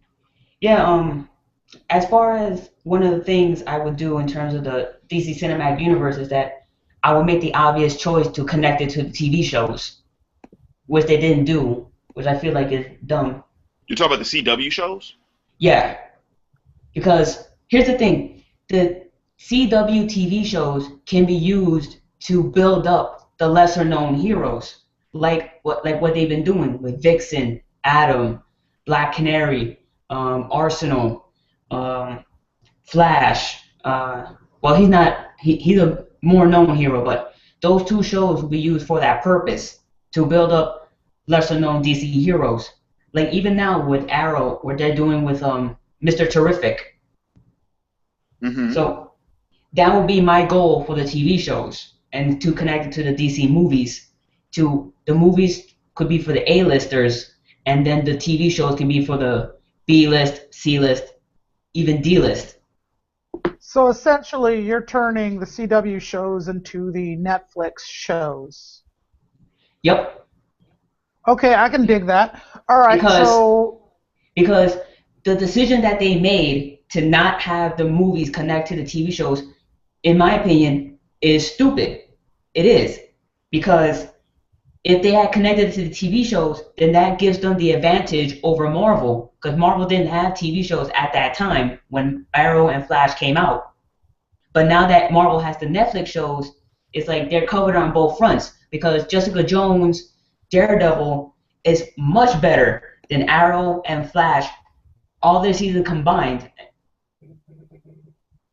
Here's the thing. Um, here's the thing. Like, there was a time where I would have agreed with you about Uh-huh. not intertwining the TV and film universes, but here's the thing. Okay, number one, the main reason why they don't do that, the same company's not in charge. The CW parent company is CBS, not Warner Brothers. CBS Mhm. is in charge of those shows. So you have that issue right then and there. Two completely different companies controlling that material. And then also, here's the other thing too. Even if they were under the same company, which would have been Warner Brothers, you're talking about two completely different divisions. You're talking about the film division, and you're talking about the television division. Okay, here's the thing. The reason why Marvel's able to pull off what they're pulling off is because they're under the same house. They're under because the way Marvel operates is it's still the same studio. It's just that those different divisions that I talk about, like the Marvel film division, is Disney. Okay, the television division is ABC and Netflix. But all of the actual productions are still coming out of the same wheelhouse. That's not what's going on with the DC properties. But So, I think, go ahead. and my thing would be because I read what one of the executive producers for Arrow and Flash was talking about, and I agree with his point where they would not be able to do half of the stuff that they are doing and what they want to do with the series if they had to make everything fall in line with the film continuity. It would put too many restraints on them. And if that's Uh-huh. the case, I'm like, yeah, don't do that then. Don't do that. But Because what I'm that's the saying problem. is, you That's would. the problem. Agents of Shield. That's the problem. Agents of Shield has been having how because I think they even mentioned how season 2 of Agents of Shield was actually elongated because the episode with the big betrayal had to fall in line the same week as Winter Soldier's release date. That's the type of stuff I'm talking about. It's like no. You don't want to do that when you have to run a television show. But I think it would be advantageous for Warner Brothers to at least look at the approach of how they're handling the characters on television and try their best to sort of mimic that. Because television offers a much longer story, a longer game, if you will, to introduce these characters and build these characters up. Movies have a much shorter period to do that, but if you want to plan this in phases, you need to start putting faces in front of cameras as soon as possible. That Hmm. being said, with television, it offers you to focus on much smaller characters. And like we were saying, a lot of the action on the Netflix series happens in New York. None of the main characters in the Marvel movies are in New York. So that way these characters can kind of be in their own little world. And if we were to do that with Arrow, that way Arrow can still operate in Star City and none of that would have anything to do with what's going on in Batman v Superman. Hmm. Now, yeah, it's a bit of a stretch, but I mean, you look at the way Daredevil's running, and it's like they mention that stuff here and there, but they don't really interact with it. Right. The same thing they could do with the television series. When Supergirl came out, I thought it was ridiculous because it's like we already have Man of Steel. We don't need a Supergirl. This isn't going to. People are expecting a bigger payoff now from these things. They just had Flash show up in Arrow and Arrow show up in Flash and all that. They understand that there's a payoff to this. There's more characters, and now you have Legends of Tomorrow and all of that. So it's like Hmm. people understand there's a world here. We can see it being built because every episode there's somebody new showing up. Same way with Smallville in the movies people need to see that. So would it not be advantageous for Warner Brothers to maybe spend a little extra money getting those characters back? Because Marvel did the same thing with Spider-Man. I mean, granted, Sony wanted to give them up. They've been doing jack diddly squat with them. I know Fox ain't gonna give up the X-Men they're doing great with the X-Men. They don't need to give it up. But the TV series right now, from what I hear, Arrow and Flash and Legends of Tomorrow, I hear they're doing great. I hear they're doing great right now. So why is it so hard to duplicate that success on the bigger screen? Granted, it's a shorter story, so I understand that, but I'm just saying, if you're working with phases, because like you said, we can't pretend like the Marvel stuff didn't happen. Now we're at the end of phase 2 in Marvel. We know what's going on. Justice League, DC is just now starting it, but they have a blueprint. And I'm not saying they need to copy Marvel verbatim, but I'm saying is that for Dawn of Justice to be what it is, it's rushed. It's super rushed. Yeah. It is rushed. And it would be more advantageous for them to take a couple of seconds off, look at the TV universe, and say, okay, what are they doing? How are they doing it? And how can we put that in a movie? That's all I'm saying, because it's like they're not getting good mileage out of their characters. DC is taking more risks than Marvel is? Say what? Would you say DC is taking more risks than Marvel is? I would say they're desperate. They're looking for a miracle bullet. Marvel took the risk already, and Marvel failed twice with the Hulk movies. So they do have some X's in their columns, but because they stuck to it, because they started building the world with the Hulk movies, they started introducing a lot of those characters in the Hulk movies. They could have just scrapped it right there, but they said no. Yeah, we messed up with the Hulk. We're still gonna go for it. They put out Iron Man, they put out Thor, and they kept going at it until they got it right. DC, it's like they haven't learned from Marvel's mistakes, and they're rushing it, and it shows. Well, I don't think DC learned from their own mistakes, to be honest. True. Because I mean, consider this. They created this whole culture, this whole mindset in the 90s that, people don't go to see superhero films for superheroes, they go for the actors. For all of the big names in these DC movies, I'm curious, how much of that $250 went to somebody's fucking paycheck? And now granted, I think the DC films, I actually like the casting that they're doing, but at what point in time aren't you just loading up these movies with a bunch of popular faces because people are going to want to see these actors? Doesn't seem, and that doesn't even seem to be the case across the board, because who the hell is Ezra Miller? He's supposed to be the Flash. Who the hell is he? I agree. Here's the point. That's probably the one. I can't say, it's too early to say, but that's probably the one like Marvel-esque casting that DC's actually done. Because even your girl Gail, people know her from the Fast and Furious movies. She's not. She's not. She's not Ben Affleck.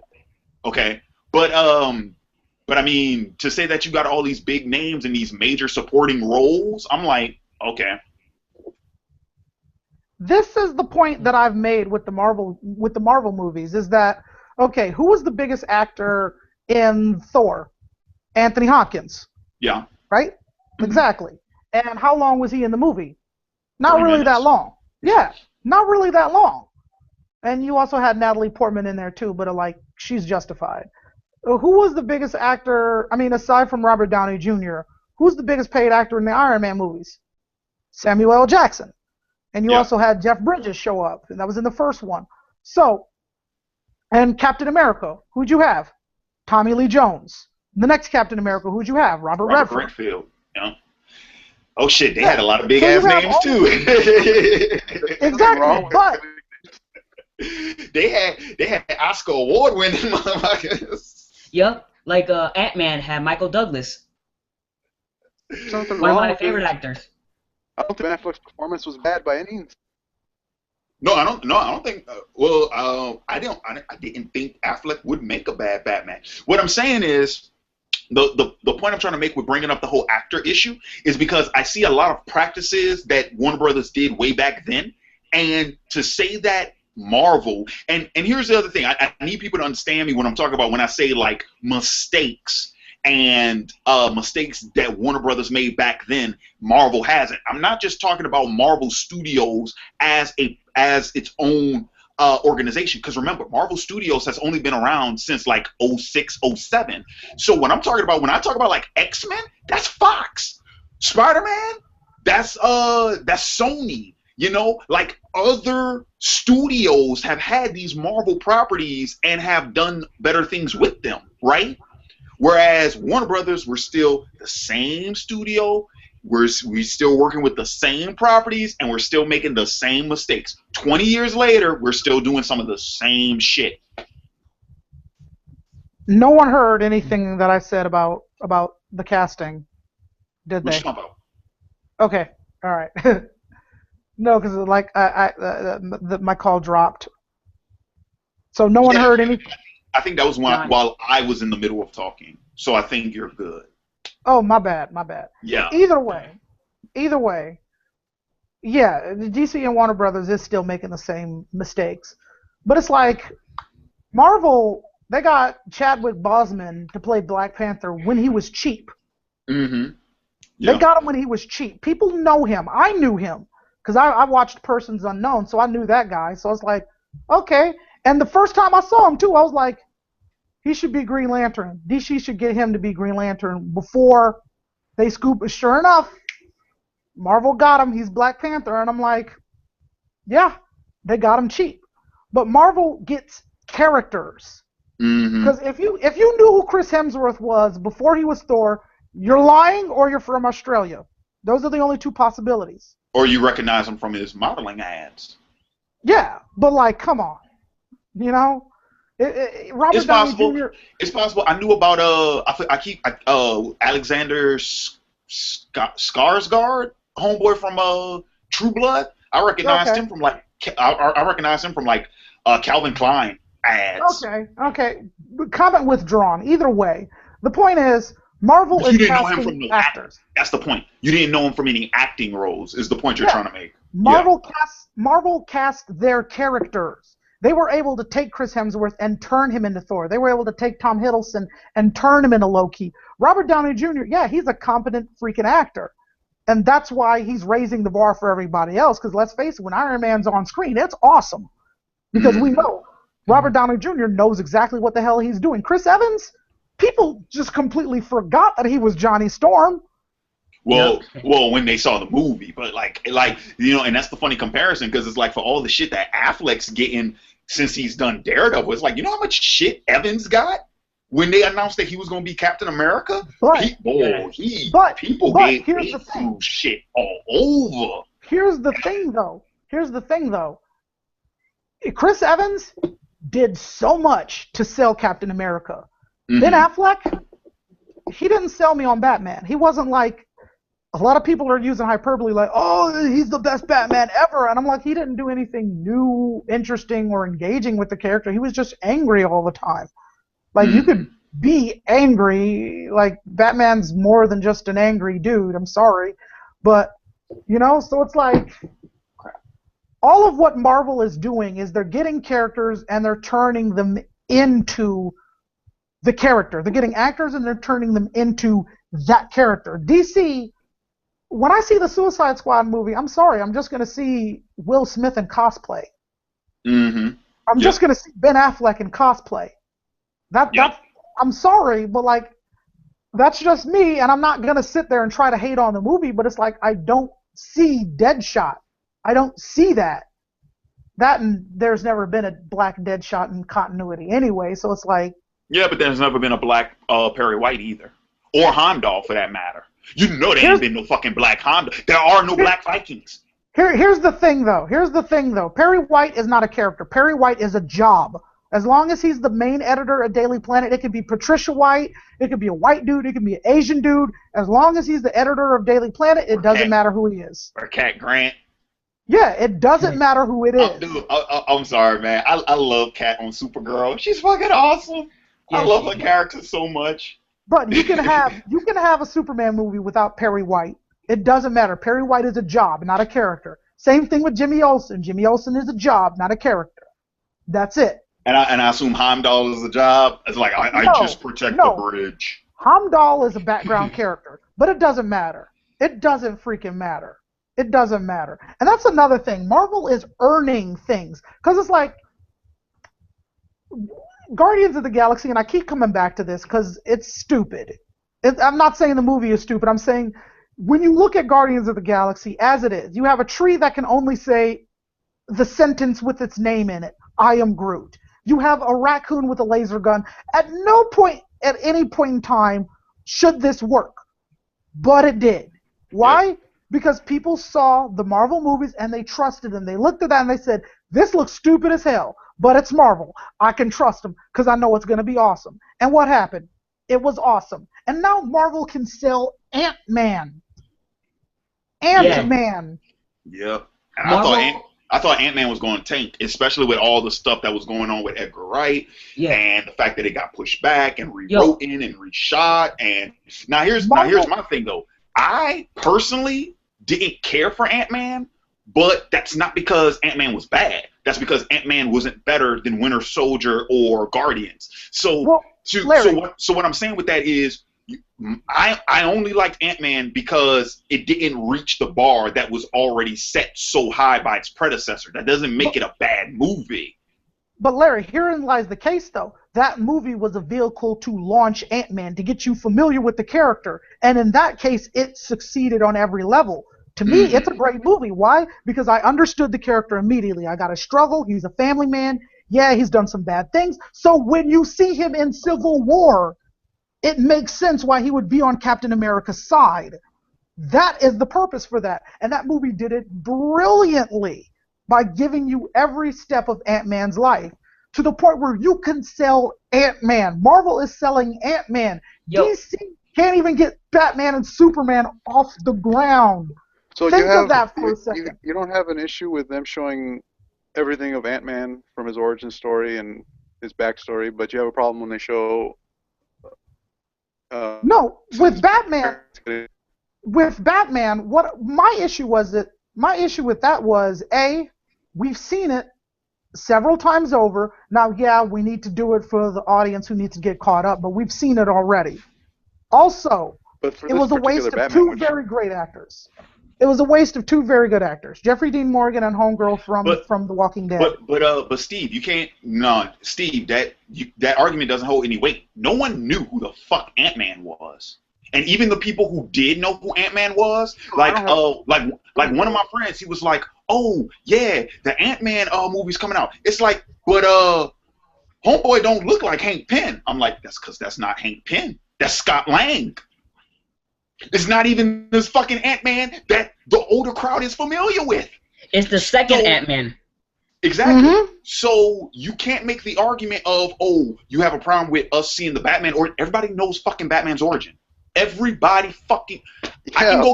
I can go get my infant niece right now, and she could tell you about Martha's pearls. Everyone knows Batman's origin. Damn pearls, man. I know everyone knows it. My point is, if everybody's making such a big deal about this being a different Batman, then clearly... Is it a different Batman, though? It's not. You're the ones that are telling me it is. You're the ones that have a problem with the character. No, I said I have a problem with Superman. Batman's just angry in the movie. That's it. Jump in. It's funny how most of the criticisms I've been getting when defending the movie have been all on Batman, but in here it's Superman. Which hero do you guys prefer? Not in the movie, just overall. Superman. Yeah, I would say I'm more of a Superman person than I am a Batman. You? Yeah, no, I'm a Superman person. Wait a minute. So you're saying that people who favor Batman more than Superman saw fault with Batman in the movie, but we're all Superman fans and we had fault with Superman in the movie?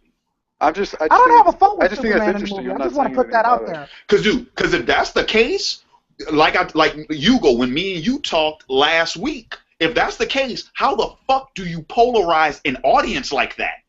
Here's the thing, though. I don't have a problem with Superman in the movie. I had a problem with the tone of the movie. Superman was fine. It's just there wasn't enough there wasn't enough for him to be emotionally invested in. That's what I'm saying. That's my problem. Anyway, I gotta go. I got moves to make. I got a wife and things. So that's my excuse. Gentlemen, it was great talking to you. Chat, I love you guys. come back to my channel. Please watch. Stuff will be happening soon. All I can say, deuces. All right, later you go. Peace.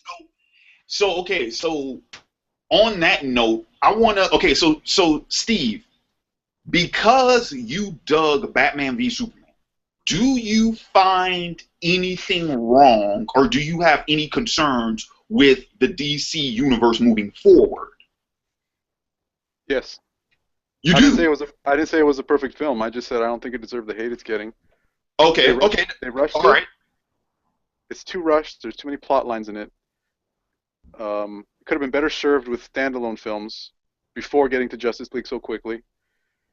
Jamming all Mm-hmm. these things into one movie clearly makes it cluttered and Mm-hmm. doesn't get motivations for the characters across better than it could have been another way.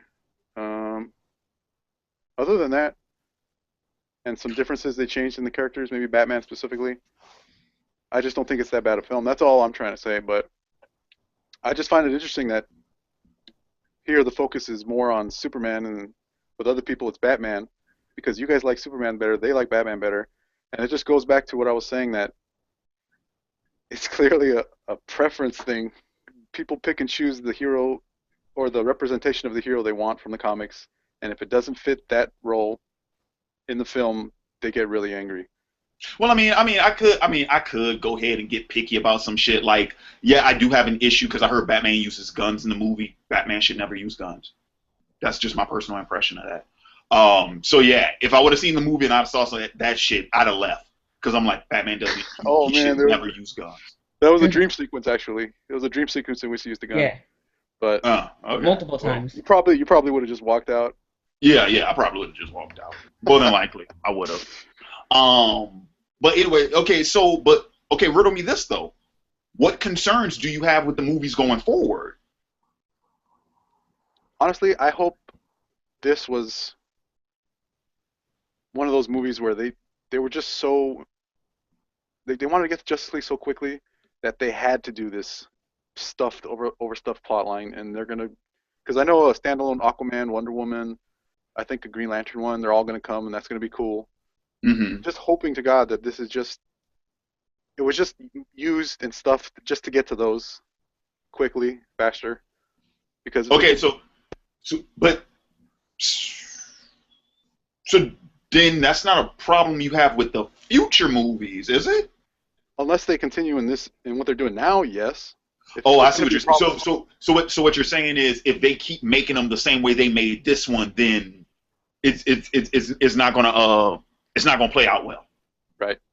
Okay, I see what you're saying. So yeah, so it's more of the repeating bad habits. Repeating bad habits. Okay, so then my next question is what can be done to fix it or to improve it?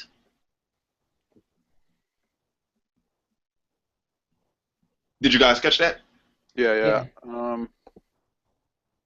Knowing what we have moving forward, because I think the next movie is one. No, well, actually, the next movie is Suicide Squad. Yeah. That's in August, and then Wonder Woman is next June.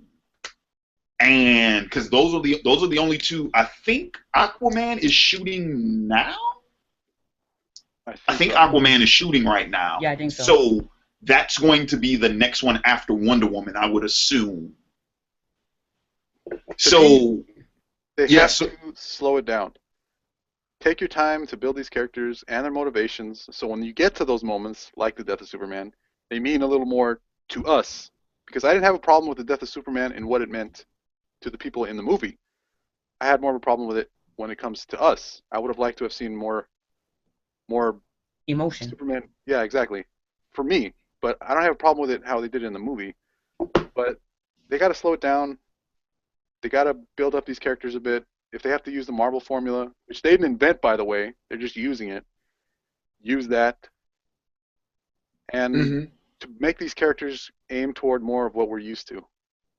Because, like I said, it's called the dawn of justice. I hope this was just a getting Superman to where he needs to be, that symbol of hope. Getting Batman to where he needs to be, not so cynical and crazy about every little thing, even though he is that way a lot of the time.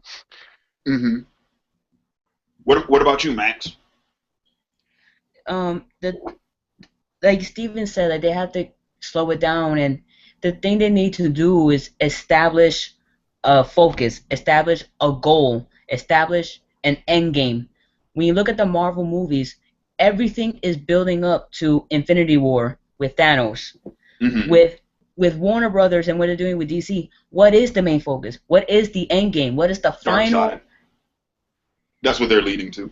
Yeah, and it's like you see what Marvel's doing. They're building up to Thanos. They want to build up these Infinity Stones, and with Thanos, and like with Darkseid, they haven't even brung up the because you have to talk about the new guys and all that stuff concerning New Genesis and Apocalypse and all stuff like that.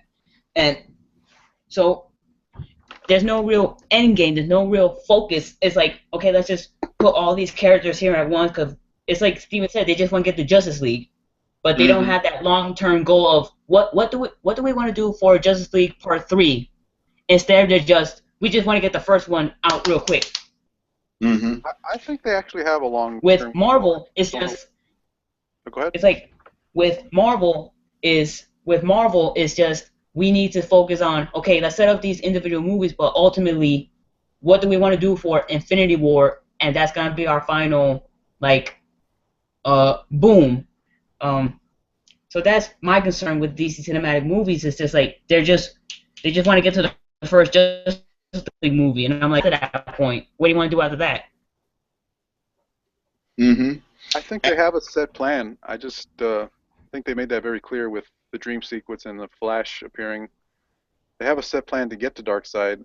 I just hope that he isn't in the first Justice League, because that would be pretty lame. He's like Nah, he needs to be like they can't Thanos. they can't do Darkseid in the first Justice League. I hope they don't. They can't because even to the general public, if they did Darkseid first, people would think what they got Thanos' brother or his cousin in Justice League. I don't care what the casual person thinks. Technically, it is his cousin because they were both created by Jack Kirby, or rather, I guess you could call him his brother. Technically. So for me, like if I had to do the first Justice League movie, I will build everything up to the invasion of Starro, and Starro will be the first villain of the first Justice League movie, because This that's movie how it was was in the comics. this movie was just to set up Justice League and to hint at Darkseid. That's Yeah, basically what it was in a nutshell. See, and here's my thing, because the more I think about it and the more I talk about it, the more I can't help but feel that um, they're not really interested in making comic book films. It's more of, let's go ahead and put these out because we know they're profitable. But I don't get the sense that they're actually invested in actually creating this material. Even Zack Snyder, hearing Zack Snyder talk about Batman v Superman compared to hearing him talk about Watchmen, two completely different things. yeah. Two completely different things. If anyone, like, you can go ahead, look it up on YouTube. Look at his Watchmen interviews and how he talks about that movie compared to how he talks about Batman v Like Superman. Two completely different things. Zack Snyder, when he was doing Watchmen, he was invested in Mhm. Watchmen. He wanted to do this. Like, this is Watchmen. I love this comic. I want to bring it to the screen because people will love it. With Batman vs Superman, it's just, well, DC has this thing. That's because Watchmen is an Yeah, adaptation. Say that's what? I said it's that's the because Watchmen flaw. was a direct adaptation. This isn't a That's direct adaptation. This is that's an the flaw. interpretation. So That's so the flaw. so so what are you saying? You're saying that Schneider would have been more, because okay, so because Schneider was in love with Watchmen and this was a straight adaptation, he had more of an investment to make sure that he adapted it properly, which technically he didn't even do that right. Um, Instead of, oh, it's an original script, so I don't really care about it as much. Well, I don't know how much you care about it. I haven't read those articles, but clearly there were more people who had a hand in making this after the backlash from Man of Steel. I'm sure he was less involved than he was with Watchmen. Well, yeah, that probably is true. There probably is. And that that's an overall issue with Zack Snyder in general as a director. You know, you said this many times in your own videos, Larry, where when the story is already done, like Dawn of the Dead, Watchmen, 300, Zack Snyder can take it and put it on the screen and adapt it panel for panel. But when it's an original script or an original story he's trying to do, he sucks at it. Sucker Punch, oh my god, like that's the ultimate example of he But cannot come up with original stuff. but but here And but there something else to consider too. Um, I was talking mostly about Schneider as a visual storyteller, meaning him being a director with mhm. with most of his adaptations. He doesn't actually write them, and that's the thing with Sucker Punch, Man of Steel, Dawn of Justice. He actually wrote some of it. So that's another distinction I just wanted to clarify, where it's like when he's not writing it and he's simply just shooting it to screen, he's the man. When he actually gets involved, when his fingers touch that keyboard, that's where the problems come. So you like watching Yeah. Do I like it? the movie? Yeah, I like it for Really? what it is. I like it for what it is. But it's like I always say, I like it, but that's because I don't have anything else to compare it to. There is no other Watchmen I mean, other than the book. There's no other Watchmen film. There's not a Watchmen card. Well, there's a motion comic. There is a motion comic, but there's no other. We don't have a cartoon. We don't have a TV show. We have nothing else to compare it to. It's the only adaptation of its kind. Whereas with all of this other stuff, like I got my Superman. I got 2 fucking Supermans. I got Donner's Superman. I got Smallville. I got plenty of fucking Batmans. I have plenty of other shit to compare this stuff to. that don't you think that's when people Unfair? have so much material? Like I said, they almost have a century of material under their belts, and when you make yet another interpretation of the story, people are naturally not going to like it because they have, especially with Superman and Batman, who are like arguably the 2 biggest superheroes in history, the world. I mean, people are just, they're going to come at it with a negative point of view anyway because they already have they're already attached to the, certain, like you said, what'd you say, Smallville, that's your favorite Superman. Mm-hmm. I don't know. It's just weird when you have these interpretations of classic characters. It's happening a lot now with books and, Sherlock's and Wonderlands and all this stuff. But once again, that goes back to my original statement, and also I would disagree with you about that, because when you were like, oh, they have so much of this material, of course when you change, when you do an interpretation, people are going to hate it. They didn't do that with the Nolan films. Nolan's Batman had never been captured on screen before. Unless you read the comics, you didn't see anything like Nolan before, and no one ever really did Batman like a crime drama before. Even in the comics, all of the crime stuff was handled almost noir mystery-ish, like a Bogart film. You never saw that Batman done like that before, and people ate it up. Year one was kind of like that. The Miller Year One. Yeah, when he was getting started off, anyway. At least in Batman Begins. I said it before, and I'm going to say it until I'm in the grave. Year One is not Batman's story. That's Gordon's story. Yeah. Gordon's the focus of Year One, and so it makes more sense that the story would be done like that. But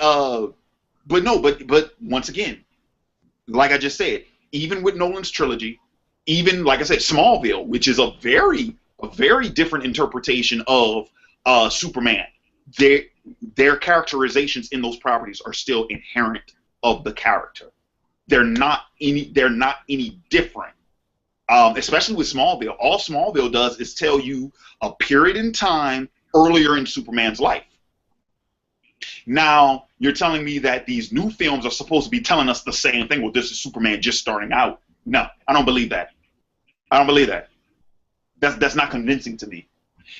So once again, like I said, some people like it, some people don't. I don't care for him because this is not my take on it. This is not what I would, do. This is not what this is not an interpretation I can see myself being invested in and I can actually invest in. Some people it's cool. For me it's not. That's just that. Now yeah, if people don't like it, they don't like it. I don't have anything against that. right, because once again, there are people who did not like Nolan's movies. There are people who don't like the Donner films. There are people who didn't like Smallville. So, but I would say in terms of like fixing the DC shared universe, honestly and truly,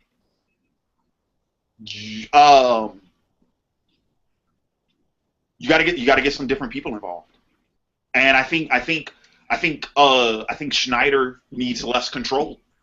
Now, granted, we can go ahead and we can argue about how much control he actually had with Dawn of Justice compared to like Man of Steel or compared to Watchmen. But honestly and truly, the fact that Goyer's gone for the most part, because I think Goyer, I don't think Goyer's involved with any of the future stuff. I think he is gone entirely. That was good. That was probably the best decision they could make. Schneider, I think he doesn't need to be in charge and he doesn't need to be involved with as many stuff. What they need to do is go ahead, take Marvel's approach where you pretty much have a different creative team for each fucking movie. And you have a different thing. Now, granted, the one thing Marvel does have to its benefit is Kevin Feige, the fact that he's pretty much in charge of everything. He oversees everything. They don't have anybody like that at Warner Brothers. They tried to make Christopher Nolan that, and he didn't want to do that. I pray to God that they're not trying to make Zack Snyder that figure, because if that's the case, every movie will be like Dawn of Justice. Every movie will be like it, because every movie will bear his mark, and that's why I don't have any reason to be optimistic about any of the future films. So I think they need different talent, not just new, but varying talent, because once again, you can't make every fucking thing the same. You can't. Green Lantern does not work like Flash. Flash does not work like Superman. Superman does not work like Batman. Batman does not work like Wonder Woman. Wonder Woman does not work like Aquaman. Aquaman does not work like Cyborg. They're all completely different fucking characters, and when you're talking about their solo films, you have to get people in there who know how to write, how to adapt, how to shoot these characters. You have to. Otherwise, everything is going to be the same. All right, that's not what Marvel did. We've had multiple directors. Marvel did not even start repeating directors until Jon Favreau, Iron Man 2, because they wanted to use the same directors for the same series. And then we got a different director in Iron Man 3. We got a different director in Thor 2. We got a different director in Captain America 2. So we didn't even stick. We've only repeated directors twice. Yep. Jon Favreau in Iron Man 1 and 2, Joss Whedon in Avengers 1 and 2, and Civil War will make the Russos second time. So even that we've done differently. But yeah, new blood, different blood. I would also say beyond that, I will go ahead and say this. Affleck and Terrio handling the Batman stuff, I think that was a good decision. Yeah. I agree with that. I think that's probably the best decision they've made. Besides the Goyer thing. I think Affleck's a good actor. I think he's a good writer. I think he's a good director. Yep. I can see him pulling that stuff off. My biggest issue is how much involved is Schneider and the rest of the studio going to get. If Affleck gets to make the movie the way he wants to do it, it's going to be fantastic. If not, it's going to be a disaster. So because here's the other thing too. Going back to the whole Marvel discussion, people have criticized Marvel. Well, no, Disney, not Marvel. They've criticized Disney. People have criticized Disney for, there's too much executive control. They bully their directors into making the films the way they want to, just as any other. Regardless of whatever they're doing over there in the House of Mouse, guess what? It's working. It's working. It's working. Yeah, it is. It's working.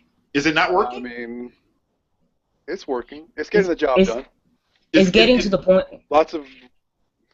It's getting to the point where Marvel can do someone like Squirrel Girl, and it will be good.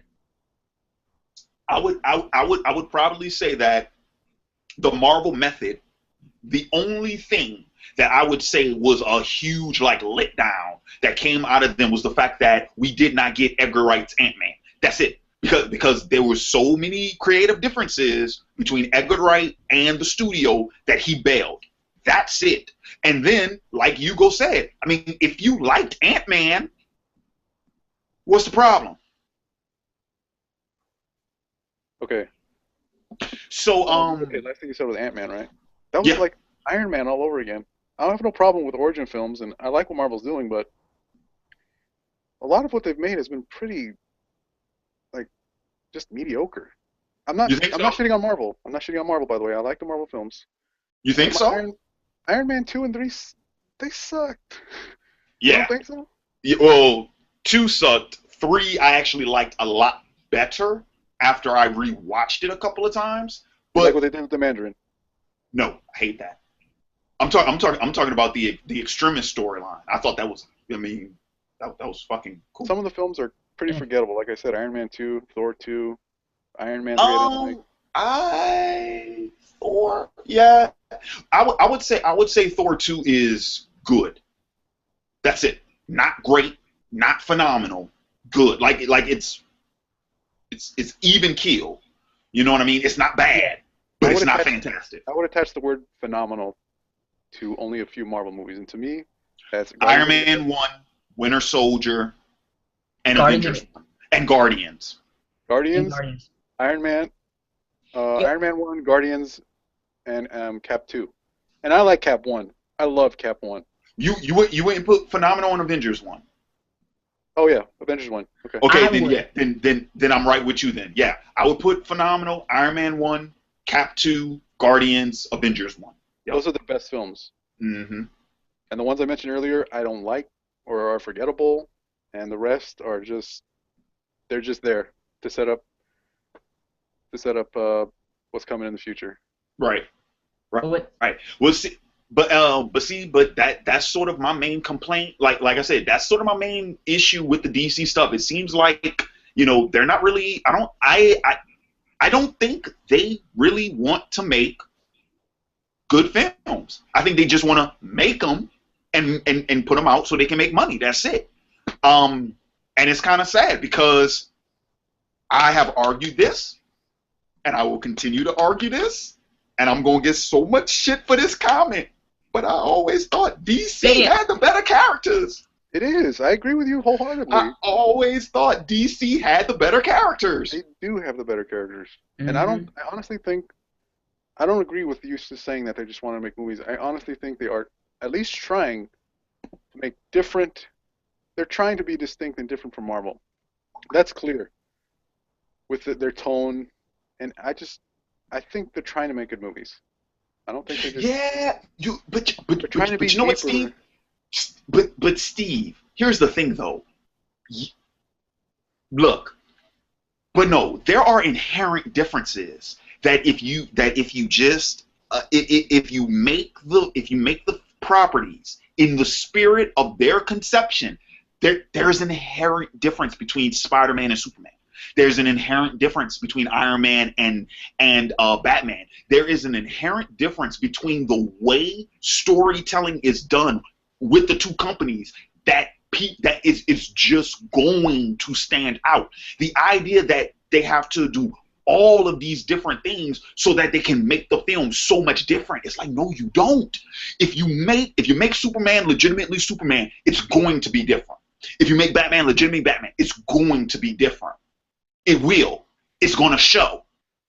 Because it's the very thing that made the comic books different. Dude, you're talking about like the Avengers. The Avengers was specifically made as a response to the Justice League, because Julius Schwartz and the editor of Marvel at the time went golfing, and Schwartz told him, yeah, man, we got this new comic. It's called the Justice League.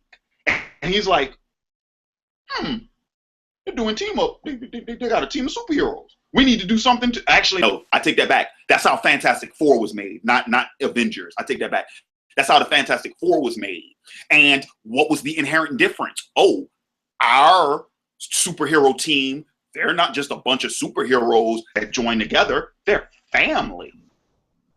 We got a family element. You see, there's an inherent difference that makes those companies what they are. And the idea of doing the opposite for the sake of being opposite.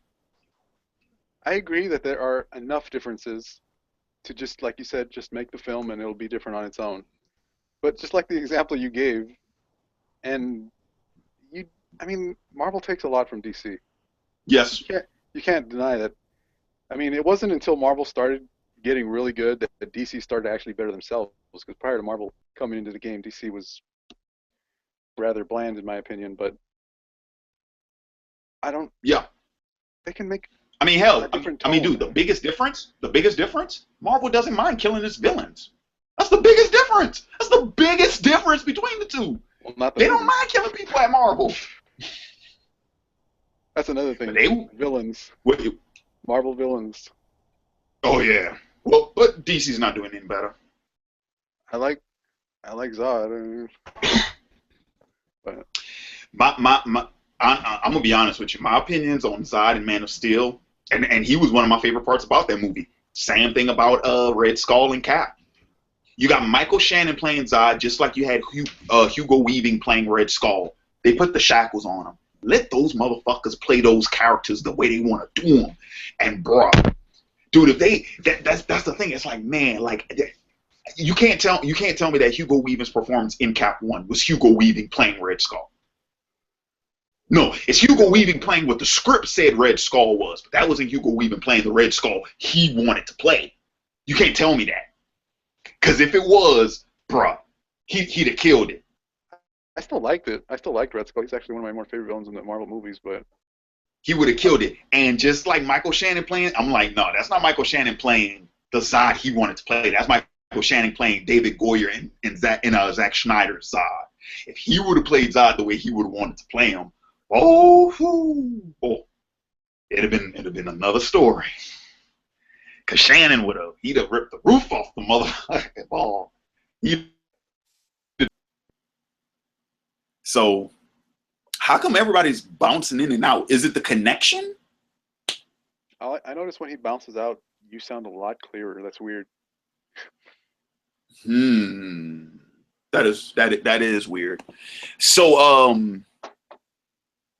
let me see.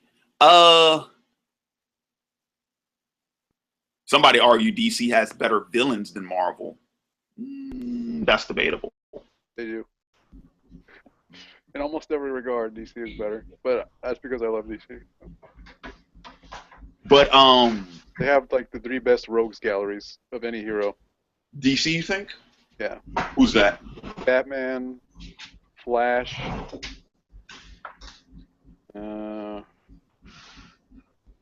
You said 3. You can't bring up 3 and then not have a third one in mind. I thought I had one, but then I started thinking about the Marvel ones, and I'm like, wait a minute. Oh, you started thinking of something that were better? Yeah. I suppose Superman, but I would say, when it comes to Marvel, I think they have the better thing of Spider-Mans or Daredevils or Captain America or Iron Man.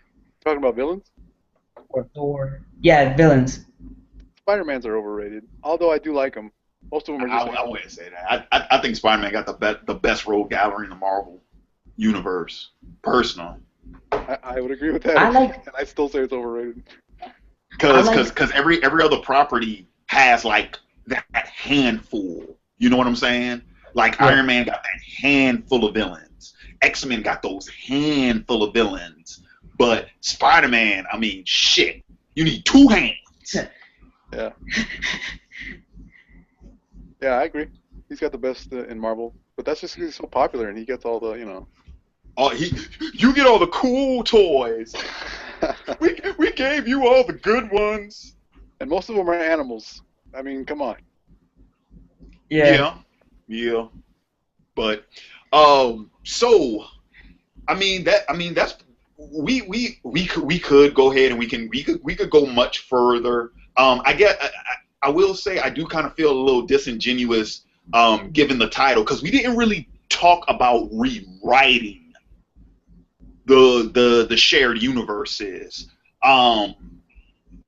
Yeah, and I would probably say I would really rather have you go in on that to talk more about like if we were going to rewrite. Okay.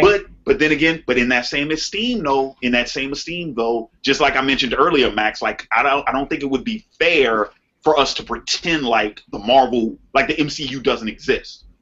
You know, and the fact that with that same thing in mind, we can't act like Man of Steel and Dawn of Justice don't exist. Okay.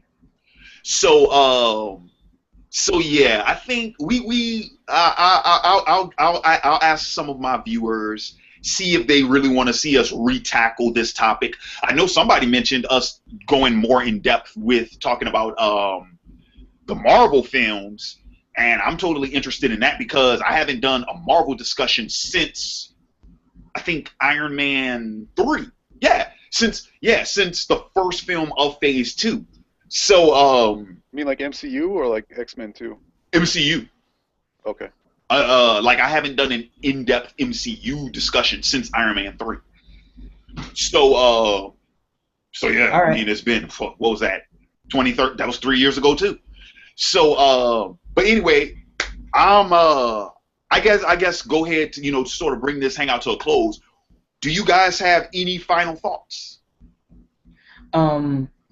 I will support these DC movies only because I want people to say we got DC comic book movies just like with Marvel. I want this to happen because I want there to be equality and peace within the comic book world and no more arguments and love for all and That's impossible. Yeah, that's impossible. And so it's really more like, yes, I know it's late. Yes, I know it's a bit messy, but it's better late than never. Like, hey, at least now we have DC movies instead of just, oh, it's just Marvel. Yeah. What about you, Steve? Hey, a lot of things can be fixed. A lot of things can be changed. And I think us and hopefully the studio knows what these changes are to make this DC extended universe work. But what we got so far, it's... Oh, go ahead. Oh, and by the way, Wonder Woman, that's going to be, if that fails, that's going to be a strike 3. Oh, you done after that? Suicide Squad comes out first. That's going to be a strike 3. It's like y'all fuck up Wonder Woman. I'm done. I'm done. Because, I'm out. Because Wonder Woman is something that we should have gotten years ago. Yep. Because you have Marvel, they're gonna do Captain Marvel with Carol Danvers. That's gonna be their premier female superhero in a movie. And yet DC just now is thinking of doing Wonder Woman. Mm-hmm. Fuck out of here, bruh. It's really bad when you take in consideration that the Linda Carter series from the 70s was pretty fucking popular. So it's not like you're talking about adapting a character that was never popular. Oh, yeah, she was. Also, the fact that Marvel did a movie with a raccoon in a tree and that shit turned out to be good. Yeah. It's like we made Bradley Cooper into a raccoon and Vin Diesel into a tree, and it was one of the highest grossing films of that year. It's a good movie. And also, yeah, it was a good movie. Keep in mind, DC, not DC, but Warner Brothers, they don't have that trust. You know, Marvel has that trust. Marvel can come out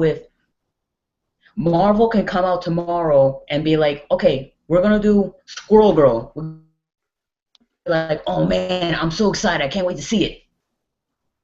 That's because they don't really take that many risks. Most of their movies are generally the same, especially origin story movies. But that's a story for another time. Well, I think Guardians was a risk. I mean, No, because that Guardians was was a risk. I agree with that. yeah, I think Guardians was a risk, Ant-Man, but Ant-Man was a risk. I will go as far as to say this: given how much the comic book film landscape has changed, two things: Guardians and Deadpool, both of which highly successful. Given that, they could make Howard the Duck, bro. Well, they teased at him, so Yeah. probably. They could totally make Howard the fucking Duck, and it would work. Cause you It's already, like, cause two Blueprint films have already proved it. so Marvel is now at a point where they can be like, yo, we can make a movie about anything and people will watch them. Mm-hmm. It could be Yep, about, yep, that is true. Yeah, and yeah, Warner Brothers hasn't done that. They haven't. If nothing else, consider this: none of Marvel's films are as polarized as DC's. With all the films Marvel has put out since '08, none of them polarized the audience as much as the two DC films so far. Got to count for something. You know, both Man of Steel and Batman v Superman, highly polarized audiences. Whereas with the Marvel films, they unanimously liked it or they unanimously disliked. Well, not unanimous, but majority. Either the majority liked it or the majority disliked it. mhm. Now, Well, yeah, that's the risk. not once again. That's not to say that that's absolute because apparently, Incredible Hulk critically panned. I fucking love that movie, but apparently critics didn't. Ant-Man, a lot of fucking people liked it. Me, not so much. So once again, I'm not saying that's So absolute. it's like, it's personal, like, emotion involved, you know, I thought or lots of personal people liked the feelings. Incredible Hulk. So what? I thought lots of people liked the Incredible Hulk. I thought that was. I know a lot of people who liked it too, but critics gave it I don't know anything about mixed to negative reviews. I I know a bunch of people that like the Incredible Hulk. I liked it a lot. It was all right. But yeah, so I mean, my final thoughts on it, like I said, I'm not optimistic about it. I think so long as the people in charge are still in charge, the movies are going to end up being the same way. I'm not hopeful for Suicide Squad. The fact that did y'all read about Suicide Squad this week? Did y'all read what was going on Yeah, with it? yeah. They had to do I multiple heard that's reshoots just just to put in normal. more humor. Yeah, That's a normal thing they do. That's just getting a six lot months of. before its release. They're doing several reshoots just to make it more funny. Yeah, I know people make a lot of reshoots in movies. I don't know the timetable, like months, but I'm not too worried about it right now. But it is a note Six, of concern.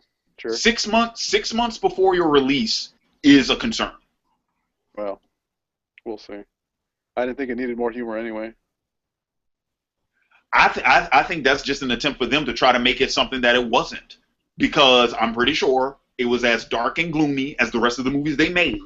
But when they saw the response that they got from the trailer, which made it seem like it was sort of like a Guardians-esque dark Yeah. comedy, they decided to go ahead and play that up. But I'm pretty sure that's not what it was supposed to be.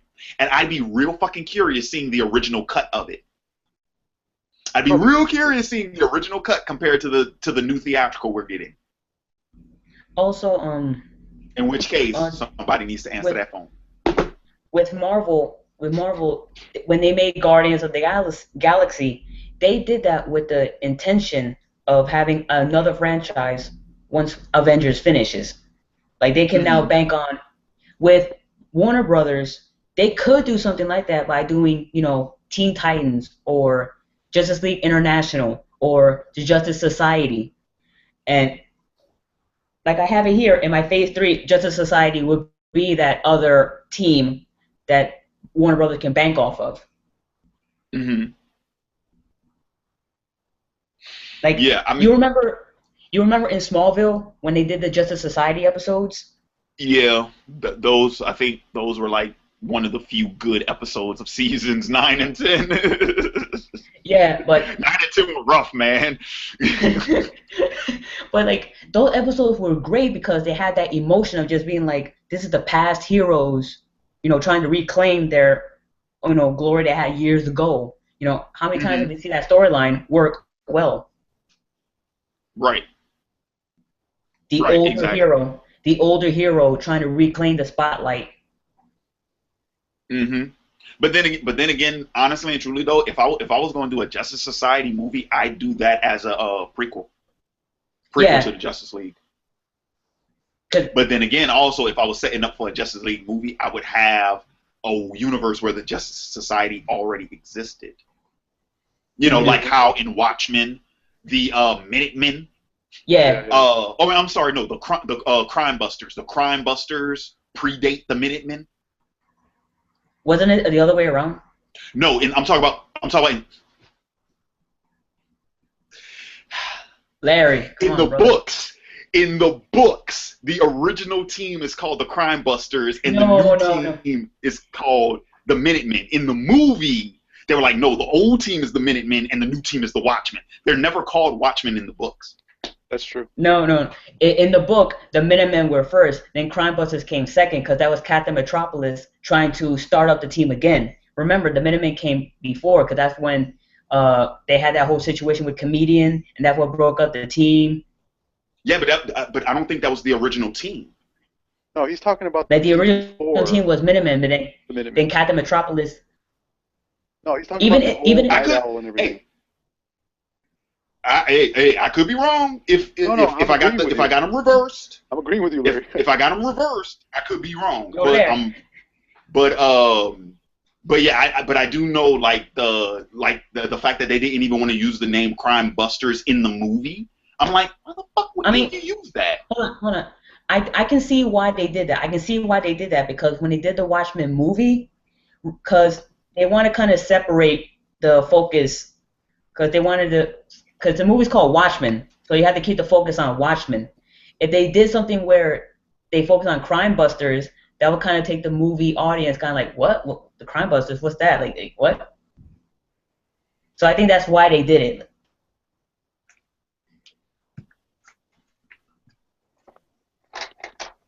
Okay, I'm fact checking right now.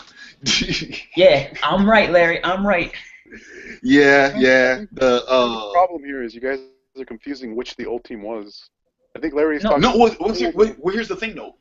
Okay, no, this is what I'm talking about. Wasn't Hollis's team the second one? no. Hollis's team was the first. That was the first one. The Crime Busters was the second when Captain Metropolis wanted to start it up again. He wanted to bring them back to the glory days. And the comedian said, "This is stupid. We can't go back to the Minutemen days. You're done." Okay.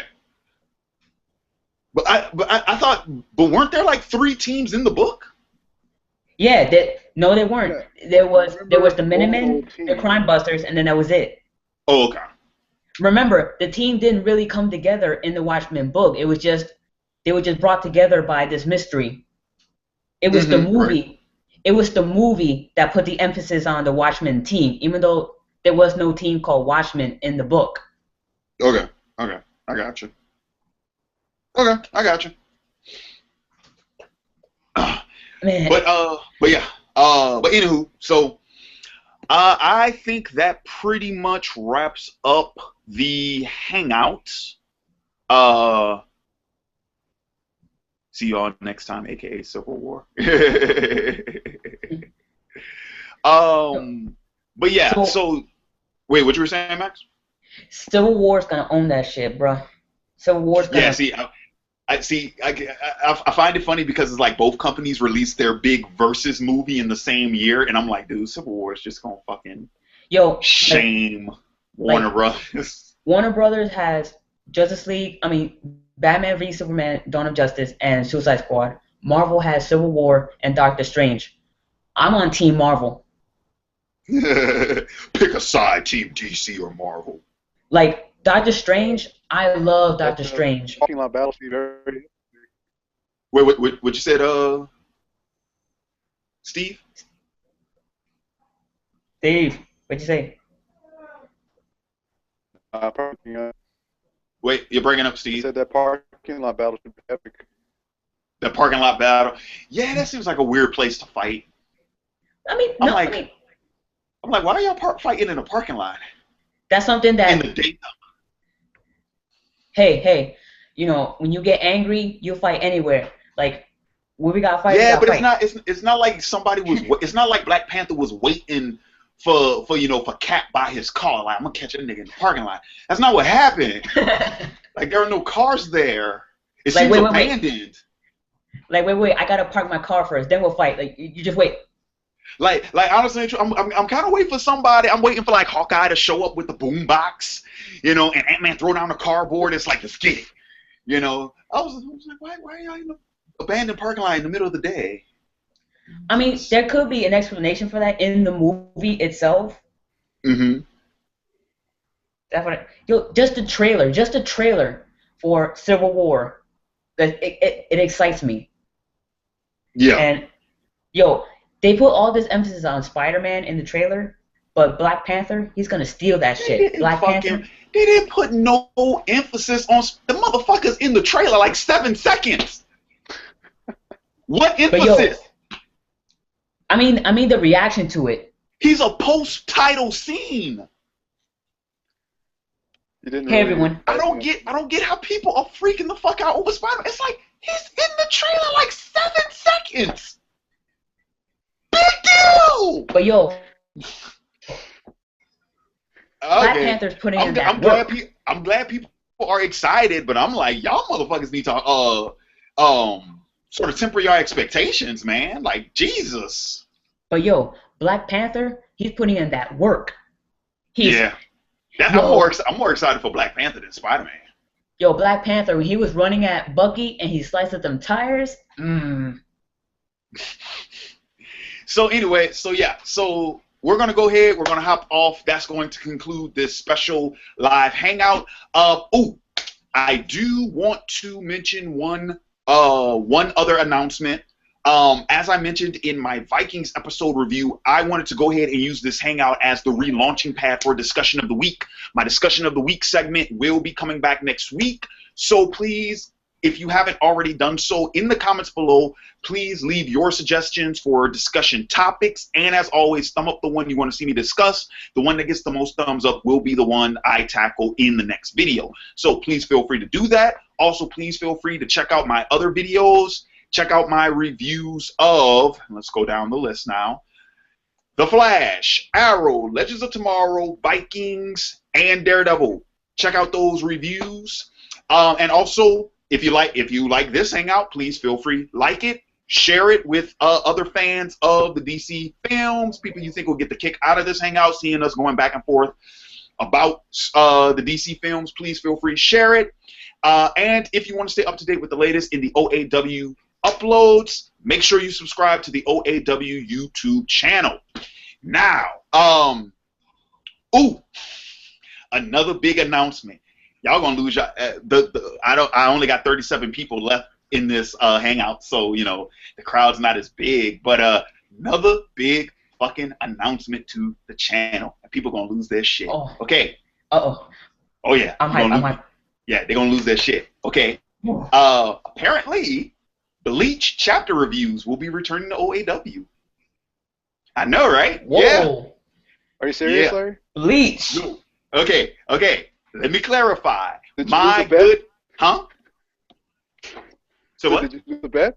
Oh no, that's what I want to clarify. It's not me. My good friend and former colleague Wayne Chisholm will be returning to OAW, and he will be doing weekly Bleach chapter reviews. So yeah, right. So that's going to be Wayne's segment. He'll be uploading a review a week. I will go as far as to say right now we're going to just try it out first, just to see how it goes, because it's been a while since Wayne's reviewed and whatnot, and he's currently in the process of launching his own channel. So this is just to help him sort of get back into the swing of reviewing and uploading and whatnot.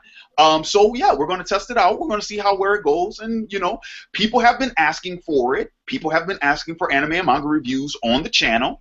I'm not watching or reading anything to review But Wayne came to me and he was like, hey, I got an idea. I can go ahead and, I can post some reviews. And I'm like, okay, well, I'm not against that. If you're, I was like, you still following it? He's like, yeah, man, I read it all the time. I watch, I'm watching this, I'm watching that. I'm like, hey, if you want to go ahead and make a video, feel free, So he emailed me the video earlier today. That's going to be up tomorrow. So for my anime and manga fans, for my Bleach fans who wanted to see reviews return to OAW, here's your chance. So please feel free, check out Wayne's video, support it by all means, and we'll just see how this thing goes. So no, Steve, it's not me. It's not me. I was like, not me. But and also I am currently working on bringing back the top 5 video segment. I got a couple ideas for some videos. So keep an eye out. I'm thinking about having one out, if not tomorrow night, then Monday, more than likely. But with that being said, this has been Larry Williams, OAW Commander-in-Chief. I'm Max. Yeah, thanks for watching and putting up with my defense. And we are signing off. And until next time, peace.